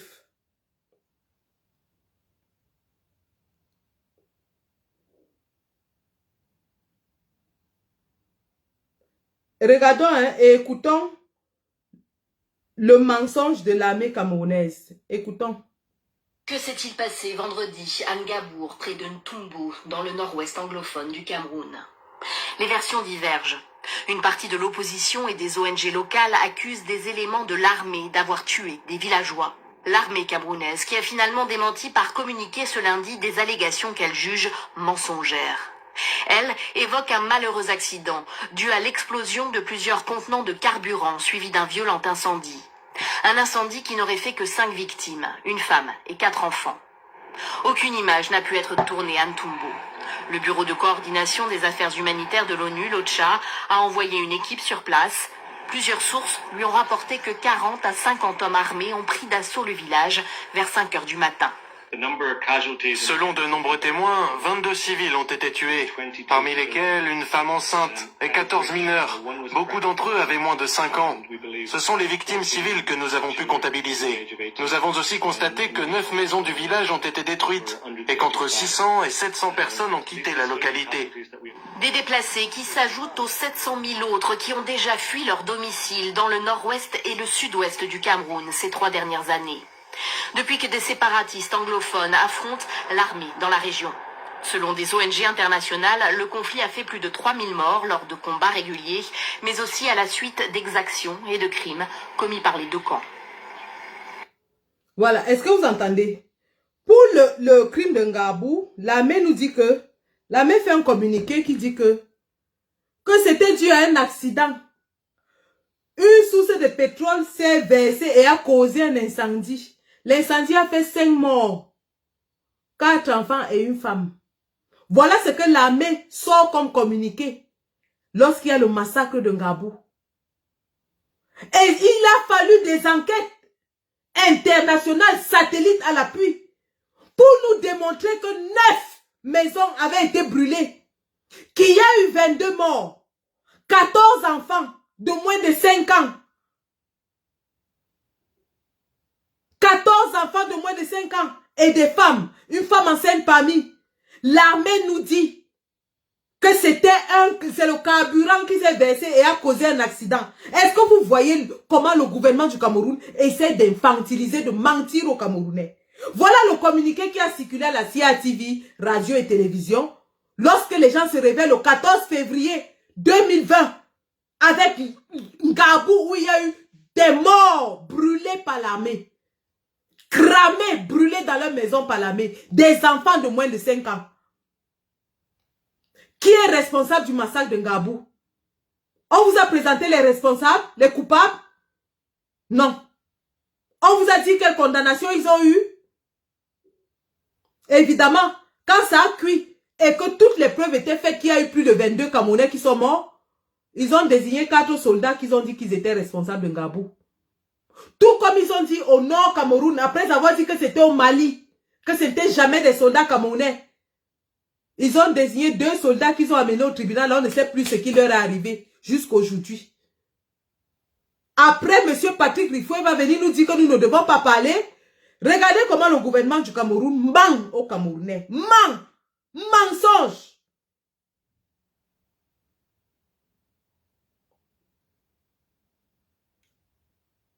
Alors, écoutez Atom Fak, le porte-parole de l'armée camerounaise.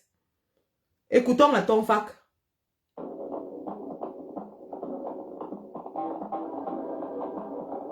Ce monsieur ment comme il respire. Chaque fois qu'Atom Fak ouvre sa bouche, c'est le mensonge qui sort. Bonsoir à tous et bienvenue dans votre journal de l'Afrique à la une de l'actualité du continent. Il y a le Cameroun où 5 jours après le massacre de 23 personnes dans la région anglophone du pays, les témoins pointent du doigt l'armée. L'ONU, elle, demande l'ouverture d'une enquête indépendante. Nous vous emmènerons à Kinshasa où se déplacer est devenu un véritable cauchemar. Les projets de construction de ponts piétinent et la promesse de campagne du président Tshisekedi de désengorger la capitale semble désormais bien lointaine. Et puis nous terminerons cette édition africaine en couleur et en musique à Abidjan. Le carnaval de Cocody met à l'honneur les liens entre la Côte d'Ivoire et les Antilles. Reportage à suivre dans quelques minutes. Une enquête indépendante, impartiale et complète, voilà la requête des Nations Unies après la mort de 23 personnes. Vendredi au Cameroun, les faits se sont déroulés dans la partie anglophone du pays, en proie régulièrement à des violences depuis maintenant 4 ans. Selon des témoins, une quarantaine de personnes armées ont attaqué un village du nord-ouest du pays. Marcel Amoko.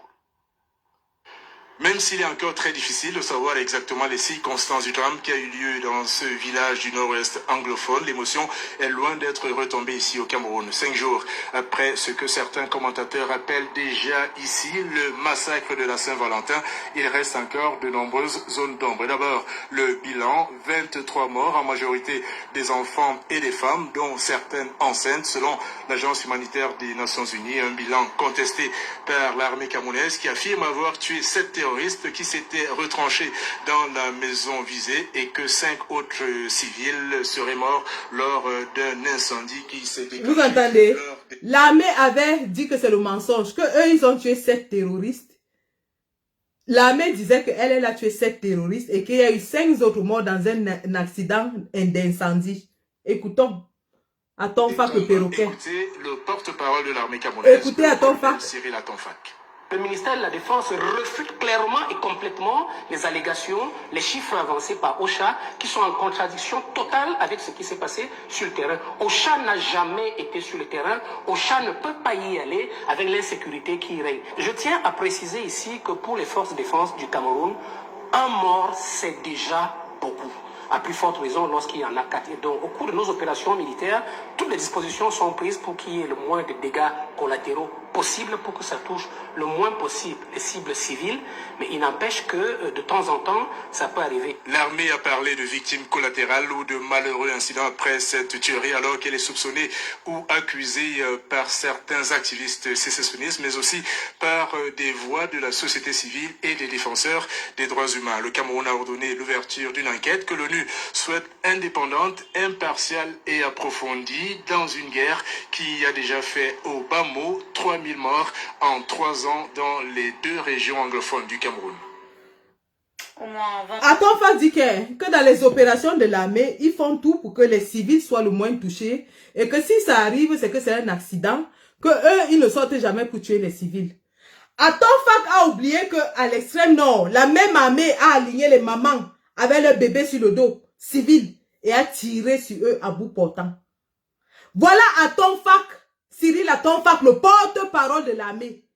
qui nous dit que l'armée fait les efforts pour que les civils ne soient pas touchés. Mais le rapport de Ngabou nous a dit qu'il y a eu 22 morts, parmi lesquels 14 enfants de moins de 5 ans. 14! 14 enfants. Est-ce que vous voyez le mensonge de l'armée et du gouvernement camerounais? Après, ils vont venir nous dire que nous qui révélons tout cela, nous détestons l'armée et que l'armée doit faire le coup d'État. Écoutons le rapport de René Sadi, c'est encore plus amusant. Sur le même incident, hein. Suite aux affrontements de Garbour qui ont eu lieu ce 15 février dans la région du nord-ouest du Cameroun, le ministre de la Communication, porte-parole du gouvernement, René Emmanuel Sadi, a tenu un point de presse concernant cette attaque, en clarifiant et en condamnant les allégations contre les forces de défense et de sécurité suite à l'incident de Garbour. Le porte-parole du gouvernement a déploré le fait que sans la moindre investigation préalable, plusieurs activistes politiques aient immédiatement investi des médias nationaux et internationaux pour imputer la responsabilité des conséquences de cet incident aux forces nationales de défense et de sécurité. Le gouvernement s'inscrit donc en faux contre les accusations fantaisistes et gratuites portées par des activistes politiques, par les commanditaires des bandes armées sécessionnistes, par des organisations non gouvernementales ainsi que par certains médias nationaux et internationaux contre nos forces de défense et de sécurité. Les faits tels qu'ils ressortent d'un recoupement entrepris avec promptitude et diligence par les services spécialisés montrent qu'il n'y a pas eu 22 villageois, dont 14 enfants tués par les forces camerounaises. Ils disent qu'il n'y a pas eu 22 villageois tués. Ça, c'est le porte-parole du gouvernement qui le dit. Mais nous savons aujourd'hui, c'était en 2020, aujourd'hui, on sait qu'il y a eu 22 personnes tuées, massacrées par l'armée. 9 maisons brûlées. Mais au moment des faits, le gouvernement du Cameroun a nié. Le porte-parole de l'armée a nié. Ils ont dit que c'était de mensonges. De défense et de sécurité en Garbour. Le drame qui s'est produit a fait 5 victimes, selon le gouvernement, soit une femme et 4 enfants. Il indique d'ailleurs... Le gouvernement dit même que l'événement seulement fait 5 victimes. Une femme et 4 enfants. Ça, c'est le rapport du gouvernement. Donné par René Sadi. À Tom Fak, lui, il a dit qu'il y a eu 7 terroristes tués et 5 autres victimes dans un accident d'incendie. Est-ce que vous voyez comment ces gens-là mentent? Oh, nous sommes en 2023 aujourd'hui. On a enterré 22 personnes dans les incidents de Ngabou. Le massacre de Ngabou. Tués à bout portant par l'armée, brûlés dans leur maison. Voilà l'armée.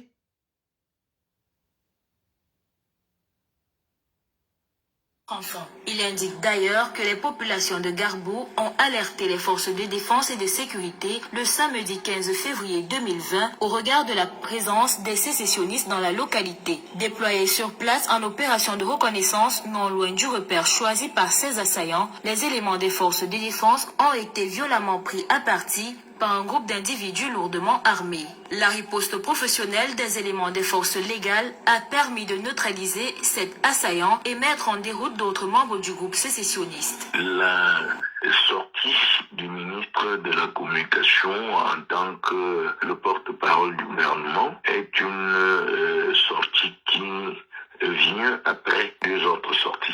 Premièrement, un compte rendu du ministère délégué à la Défense et puis ensuite un communiqué du ministre chargé de la Défense. Le gouvernement camerounais en appelle particulièrement à la vigilance de la communauté internationale au regard du flux des fausses informations diffusées selon lui de façon pernicieuse à travers les médias dans le but de nuire au Cameroun.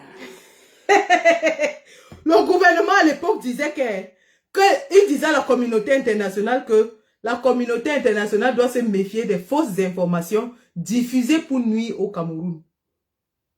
En 2020, pendant qu'on est en train d'enquêter sur le massacre de Ngabou, le gouvernement dit qu'il y a eu 5 morts, 4 enfants et une femme. Et ils disent à la communauté internationale de se méfier des activistes politiques qui diffusent les informations fausses pour nuire au Cameroun. 3 ans plus tard, la vérité c'est quoi? 3 ans plus tard, nous sommes en 2023. Quelle est la vérité sur les événements de Ngabou? Quelle est la vérité sur les événements de Ngabou? Voilà comment le gouvernement de Paul Biya ment de façon honteuse, manipule, fait circuler de fausses informations dans toute l'étendue du territoire camerounais. Parce que la CNTV est le seul média qui arrive jusqu'au village. Et quand le petit villageois qui est assis en Guelemondouga entend ça, il dit que non, il n'y a eu que 5 morts. Il ne sait pas qu'un drame est en train de se jouer au nord-ouest, sud-ouest Cameroun, où tout un village a été brûlé, 22 Camerounais tués parmi lesquels 14 enfants. Et le gouvernement nie en ce moment. Le gouvernement nous traite, nous, qui disons la vérité, de menteurs. 3 ans plus tard, on connaît qui avait dit la vérité aujourd'hui. Où sont les coupables du massacre de Ngabou? Où sont les coupables du massacre de Ngabou? Ce massacre a été perpétré par qui? Dans les années 80, j'étais encore toute petite, j'étais un petit poupin. Mes oncles, mes parents me disaient, nous racontaient que quand tu entrais dans une école, une des grandes écoles au Cameroun, le service militaire était obligatoire. J'ai des oncles qui sont des ingénieurs qui nous ont dit que même eux étant à Polytech, on les envoyait à Garoua faire le service militaire. Ce service militaire obligatoire avait été instauré par le président Ahidjo. Pourquoi est-ce que le président Ahidjo instaure le service militaire obligatoire dans toutes les écoles, les grandes écoles du Cameroun?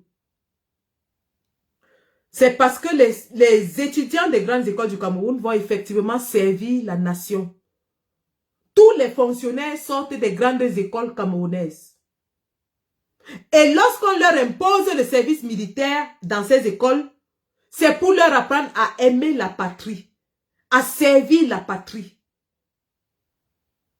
À aimer la patrie et à servir la patrie. Parce que le militaire est là pour servir sa nation. Dans tous les hauts cadres qui étaient sortis des écoles nationales à l'époque, avaient fait la formation militaire. Pour vous dire à quel point l'armée est censée aimer sa patrie et la servir. Aimer son peuple et le servir. Comme l'armée gabonaise a aimé son peuple et a évité le bain de sang. L'armée gabonaise a aimé son peuple et a évité le bain de sang. Mais au Cameroun, l'armée, la police, la gendarmerie, les services de renseignement, les services spéciaux sont tous retournés contre les citoyens camerounais. Ils sont tous utilisés contre les citoyens. Ils ne sont pas là pour protéger. Le gouvernement les instrumentalise contre les citoyens camerounais. Je vous en montre un exemple. Vous vous rappelez la marche de janvier 2019? Je vais boire de l'eau un instant.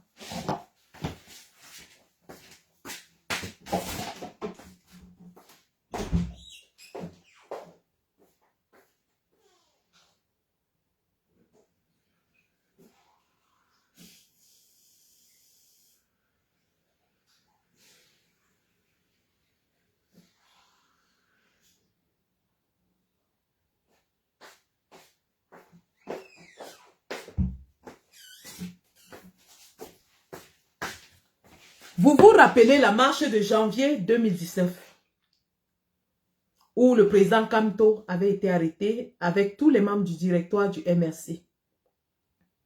Eh bien, lors de cette marche 2019 janvier, c'était précisément le 27 janvier 2019, le gouvernement de M. Biya a décidé de déployer les forces armées dans les rues du Cameroun pour réprimer dans le sang la marche. Je vais vous montrer les images de ce que M. Patrick Rifoué veut nous empêcher de rappeler et de dire, de condamner.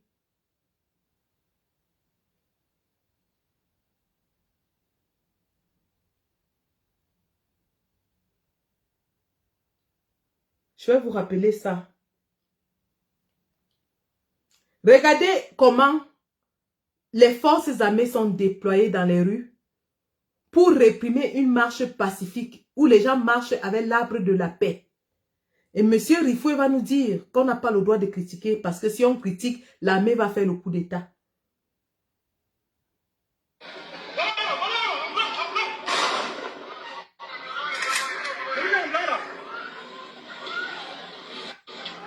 Je recommence parce que c'est une très courte vidéo.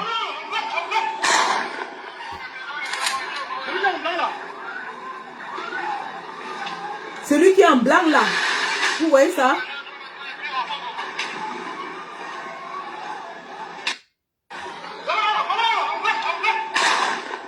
Il se met en position de tir.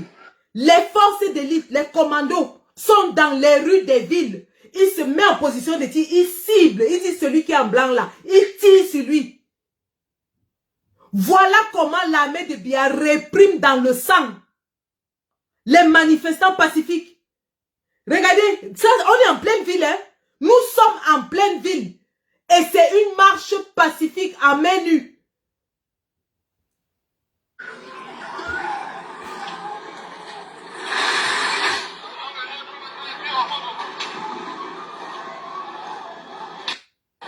Vous avez vu ça? Ce même jour, ils ont tiré sur 3 manifestants pacifiques à main nue. Ce jour, ils ont tiré sur 3. Au minimum, mais au moins, les 3 que moi je connais, qui sont peut-être les plus notoires, les cas les plus notoires. Regardons ce qu'ils ont fait à Pierre Gaëtan Ngakam.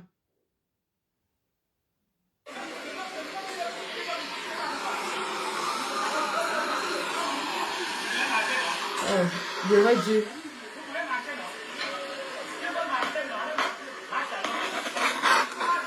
Attendez.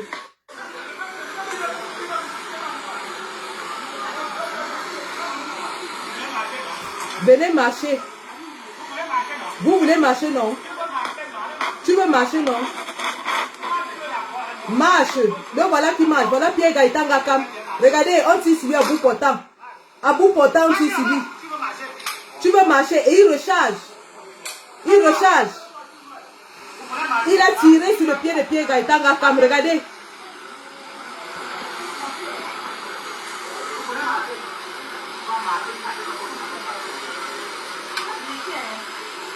Voilà donc ce que M. Patrick Rifoué nous dit de ne pas condamner.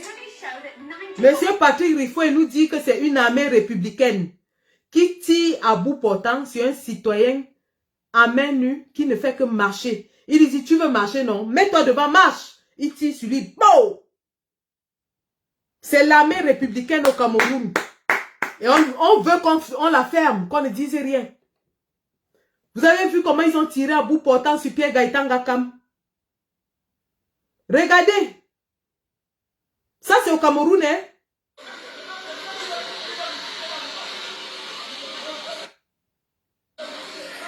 Un instant. Voilà. Qu'est-ce que j'ai fait? Regardez comment ils ont tiré sur Pierre Gaëtan Ngakam.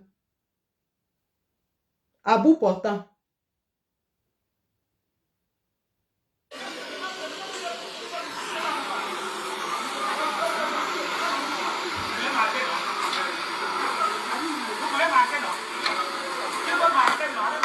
Tu veux marcher, non?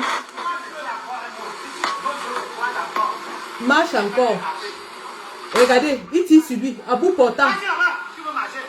Marche là-bas, tu veux marcher. Lève-toi, tu marches. Marche. Voilà l'armée républicaine. Et on veut qu'on ne dise rien. Un Camerounais qui est en train de marcher, on tire sur lui à bout portant. Et on veut qu'on ne dise rien.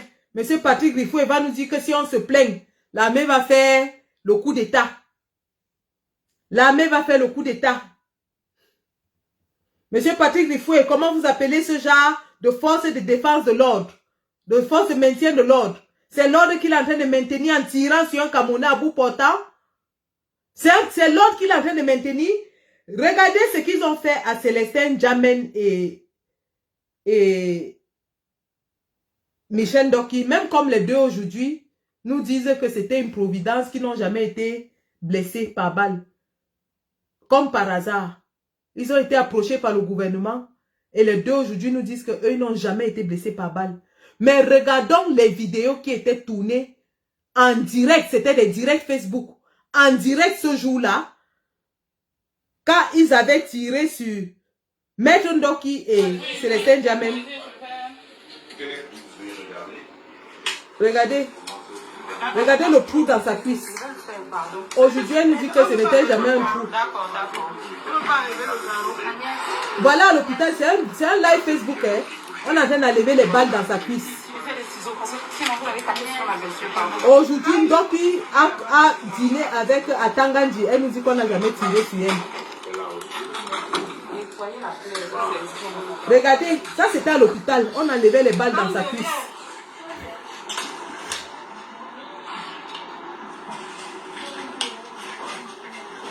Voilà, à l'hôpital, hein, on était en train d'enlever les balles dans sa cuisse. Elle nous dit qu'on n'a jamais tiré sur elle. Elle a déjà mangé la sardine.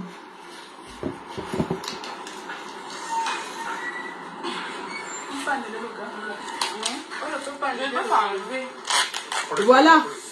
Voilà ce que les forces de l'ordre au Cameroun. Monsieur Rifoué qui nous dit que c'est un peuple, c'est une armée républicaine. Il tire sur une femme sans défense.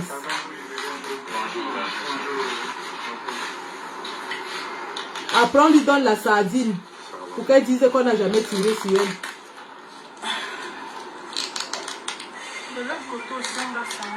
Regardez, regardez la blessure.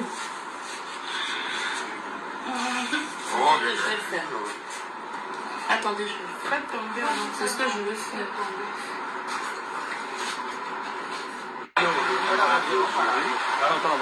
Oui, pour aller il faut faire une radio pour passer.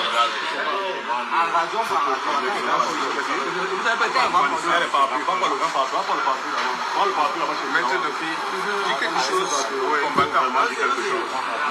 ne vous laissez pas impressionner, ne vous laissez pas arrêter. Ce qui est arrivé parce que nous ne sommes pas encore assez nombreux. Alors si vous voulez que ça cesse, si vous voulez que ça n'arrive pas à d'autres que moi, il faut que vous soyez beaucoup plus nombreux. Quand moi, on m'a tiré dessus, les gens fuyaient et je comprends qu'ils fuient. Si on avait été des milliers, ils n'auraient pas eu besoin de fuir, ils n'auraient pas été étreints par la peur. Vous devez comprendre ce que nous sommes en train de faire. You guys need to understand what we are trying to do. Make some we noise. are trying to save our lives. Make noise. Vous pouvez voir ce qui arrive à toute une Michel Ndoki soi-disant. Imaginez ceux qui n'ont pas de nom. Sa bouche a changé aujourd'hui. Hein. Aujourd'hui, elle dit qu'on n'a jamais tiré sur elle. Voilà N'Djamène. Regardez N'Djamène. Voilà N'Djamène.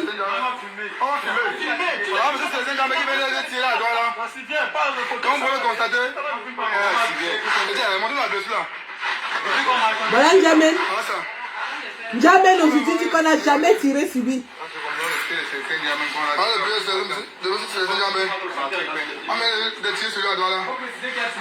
La police camerounaise, qui vient de faire fort?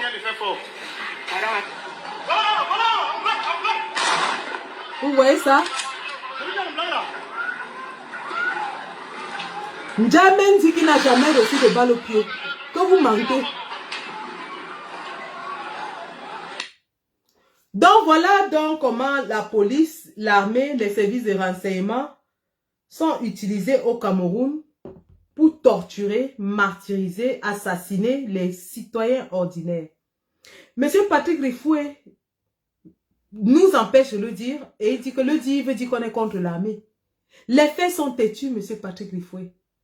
Et les faits, il y en a. Des faits comme ceux-là, il y en a à la pléthore.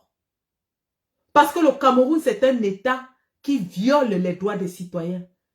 Il y en a à l'appel. Ce genre de faits.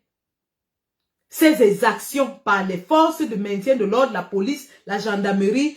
On ne parlera pas du cas du gendarme qui avait tué sa copine à Kribi. On ne parlera pas du gendarme. Il y en a partout. Monsieur Rifoué. Et pour finir, pour que nous ne traînions pas, pour que monsieur Rifoué n'oublie pas ce que pense le président Kamto des forces de maintien de l'ordre et l'armée, je vais lui faire écouter Quelle est la position du président Kamto et du MRC sur l'armée? Et que cela ne fasse plus l'objet de polémiques ou de discussions.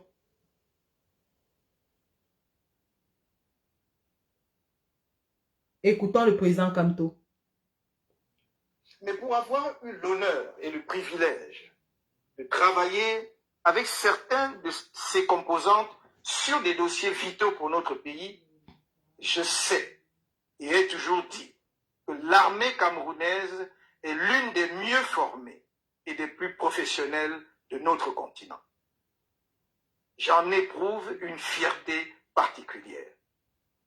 Dans le Cameroun de demain, nous placerons la justice, l'état de droit, la bonne gouvernance, le respect de la dignité humaine, l'honneur de nos soldats et la démocratie au cœur de notre action politique. Ce Cameroun.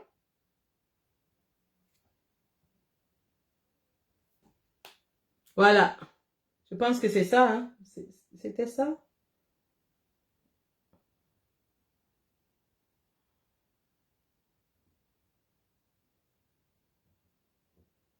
Vous avez entendu ce que le président Kamto dit de l'armée. Il placera l'honneur au centre de l'armée. Il a toujours respecté l'armée pour avoir travaillé avec eux dans le cadre de Bakassi. Il sait qu'ils sont dotés d'un professionnalisme. Ils sont les mieux formés. Mais malheureusement, ils sont en ce moment instrumentalisés pour torturer les citoyens. À M. Patrick Rifoué, je vais dire ceci. L'armée n'est pas un corps qui vit sur une autre planète et les citoyens dans le Cameroun. L'armée vit bel et bien avec les citoyens dans le territoire camerounais. L'armée a des familles, des femmes, des enfants, des pères, des mères dans le Cameroun. Lorsque le prix du tas de bananes augmente à 12 doigts à 500 francs, il n'y a pas la banane qu'on vend aux gens de l'armée et la banane qu'on vend aux civils. Ils payent le même prix. Lorsque Eneo coupe la lumière, le militaire ne rentre pas chez lui et trouve qu'il y a la lumière parce qu'il est militaire. Lui aussi, il est dans l'obscurité. Lorsque la Kamwata sert l'eau rouge au robinet, l'eau ne sort pas claire chez le militaire parce qu'il est militaire. L'eau sort rouge aussi chez lui. Lorsque le gouvernement n'arrive pas à payer les fonctionnaires, eh bien le militaire n'est pas payé, comme tous les autres fonctionnaires. Même si on leur fait les petits rappels, leur salaire n'augmente pas plus que les autres. Les militaires ont les crédits de 500 000 francs, 2 000 chez le Maguida du quartier, chez le boutiquier du quartier, comme tout le monde. Le militaire a le crédit, comme tout le monde. Vous pensez que la situation de notre pays en ce moment plaît aux mêmes militaires? Vous pensez que c'est parce qu'ils ne parlent pas que ça leur plaît? Au Gabon, ils ne parlaient pas. Hein? Mais Lingui était aligné derrière Bongo comme ça là. Comme ça. Il ne disait rien. Hein? Mais il rongeait ça dans son cœur. Hein? Je rappelle, mais Oligui était aligné derrière Bongo comme son Chinda. Il ne disait rien. Hein? Mais il regardait, il observait, il subissait. Les mêmes militaires aujourd'hui qui chantent, ils ont honte ils s'en foutent de Ali Ben, qui les maudit. C'est les mêmes militaires qui avaient tiré sur les militants de Jean Ping en 2016. Les militaires qui chantent aujourd'hui que Jean Ping est Bongo est maudit, qu'Ali Ben est maudit, ils s'en foutent de lui, il est maudit. Ce sont les mêmes qui avaient tiré sur les militants de Jean Ping en 2016. Et après, ils ont réfléchi, ils ont dit non. Pourquoi on va massacrer notre propre peuple? Est-ce que notre vie s'est améliorée entre-temps? Les militaires souffrent comme tout le reste. Ils souffrent. Et croyez-moi, eux aussi veulent le changement. Eux aussi veulent les meilleures conditions de vie. Ils veulent se soigner dans les hôpitaux et ne pas mourir comme Samy le Noir. Les militaires souffrent. Et même s'ils ne disent rien, le moment venu, ils vont s'aligner du côté du peuple. Je vous laisse avec ce message de notre frère gabonais. C'est un message très pertinent. Écoutons notre message, frère gabonais, et on se sépare là-dessus.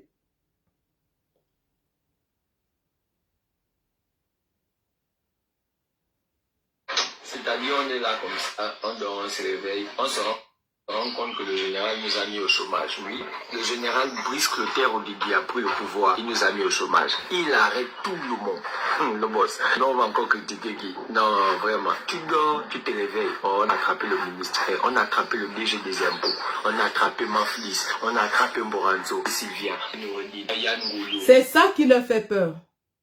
En fait, Yaoundé a peur de ça. Ils ont peur du changement parce qu'ils savent qu'on va les arrêter tous. Ils ont peur d'être arrêtés, d'être jetés en prison. C'est de ça qu'ils ont peur. C'est-à-dire, on est là comme ça, on dort, on se réveille, on se rend compte que le général nous a mis au chômage. Oui, le général Brice Clotaire Oligui a pris le pouvoir, il nous a mis au chômage. Il arrête tout le monde. Le boss. Non, on va encore critiquer qui? Non, vraiment. Tu dors, tu te réveilles. Oh, on a attrapé le ministre, on a attrapé le DG des impôts, on a attrapé Manflis, on a attrapé Mboranzo, Sylvia, Yann Goulou, oh, Bilibinze, tous ceux qui nous disaient que non, le Gabon est bon, les Gabonais vivent au-dessus de leurs moyens. Non, le boss, c'est bien.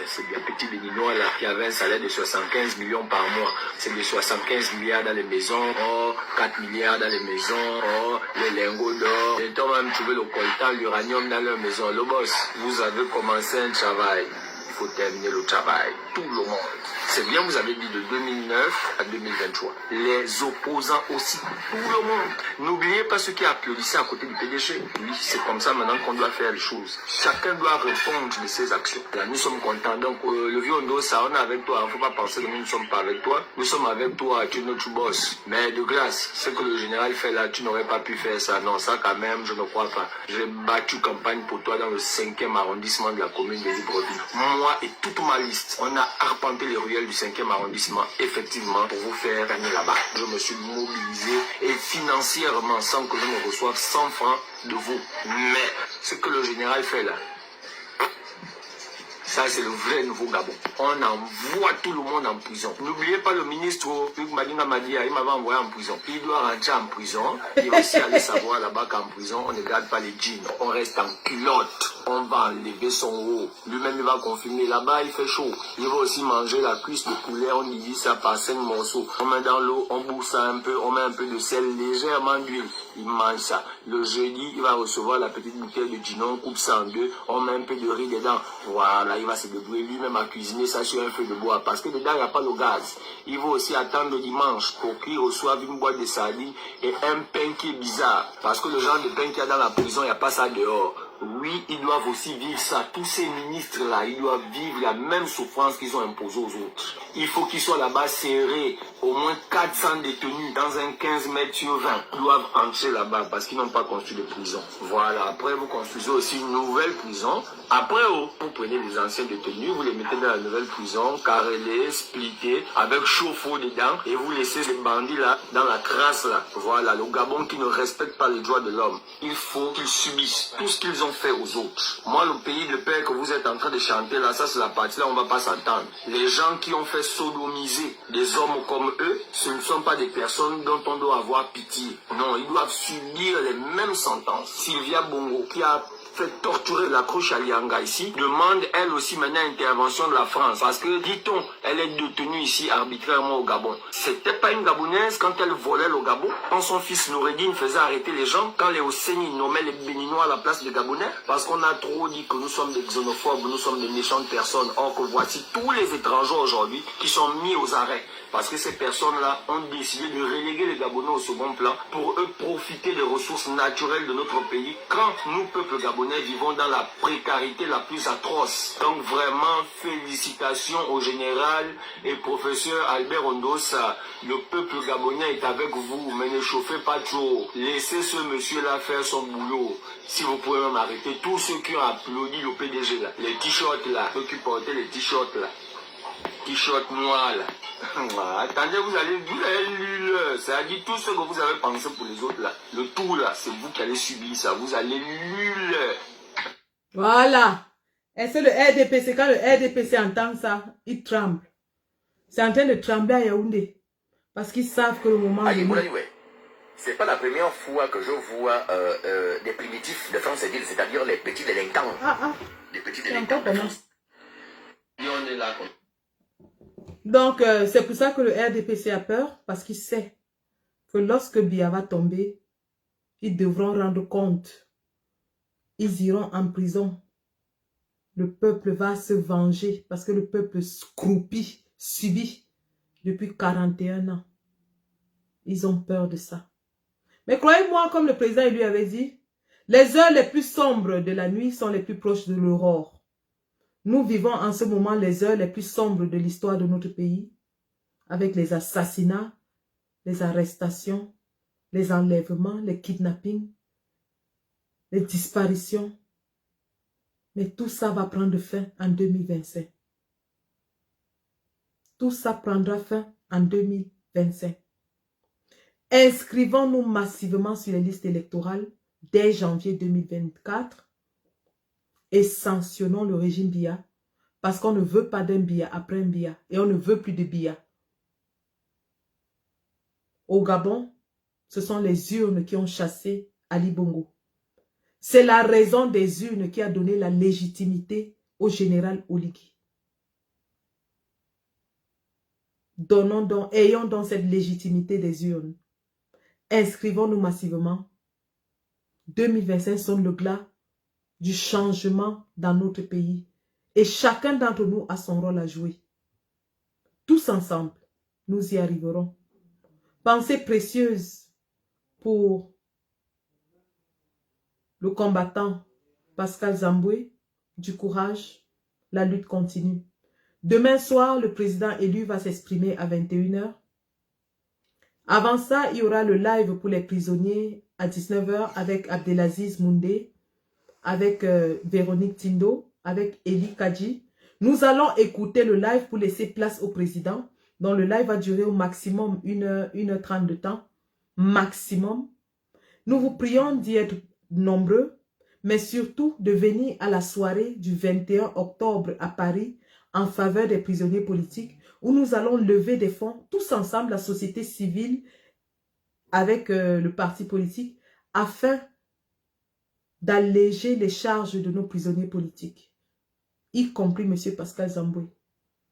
L'heure est venue de faire preuve de solidarité, de faire preuve de témérité, d'endurance. Merci d'avoir suivi ce Facebook Live. Et surtout, partageons-le afin qu'il atteigne le maximum de nombre possible, y compris M. Patrick Rifoué. Et rappelons à tout le monde que seul le peuple est souverain. Le pouvoir appartient toujours au peuple. La patrie ou la mort, nous vaincrons. Merci.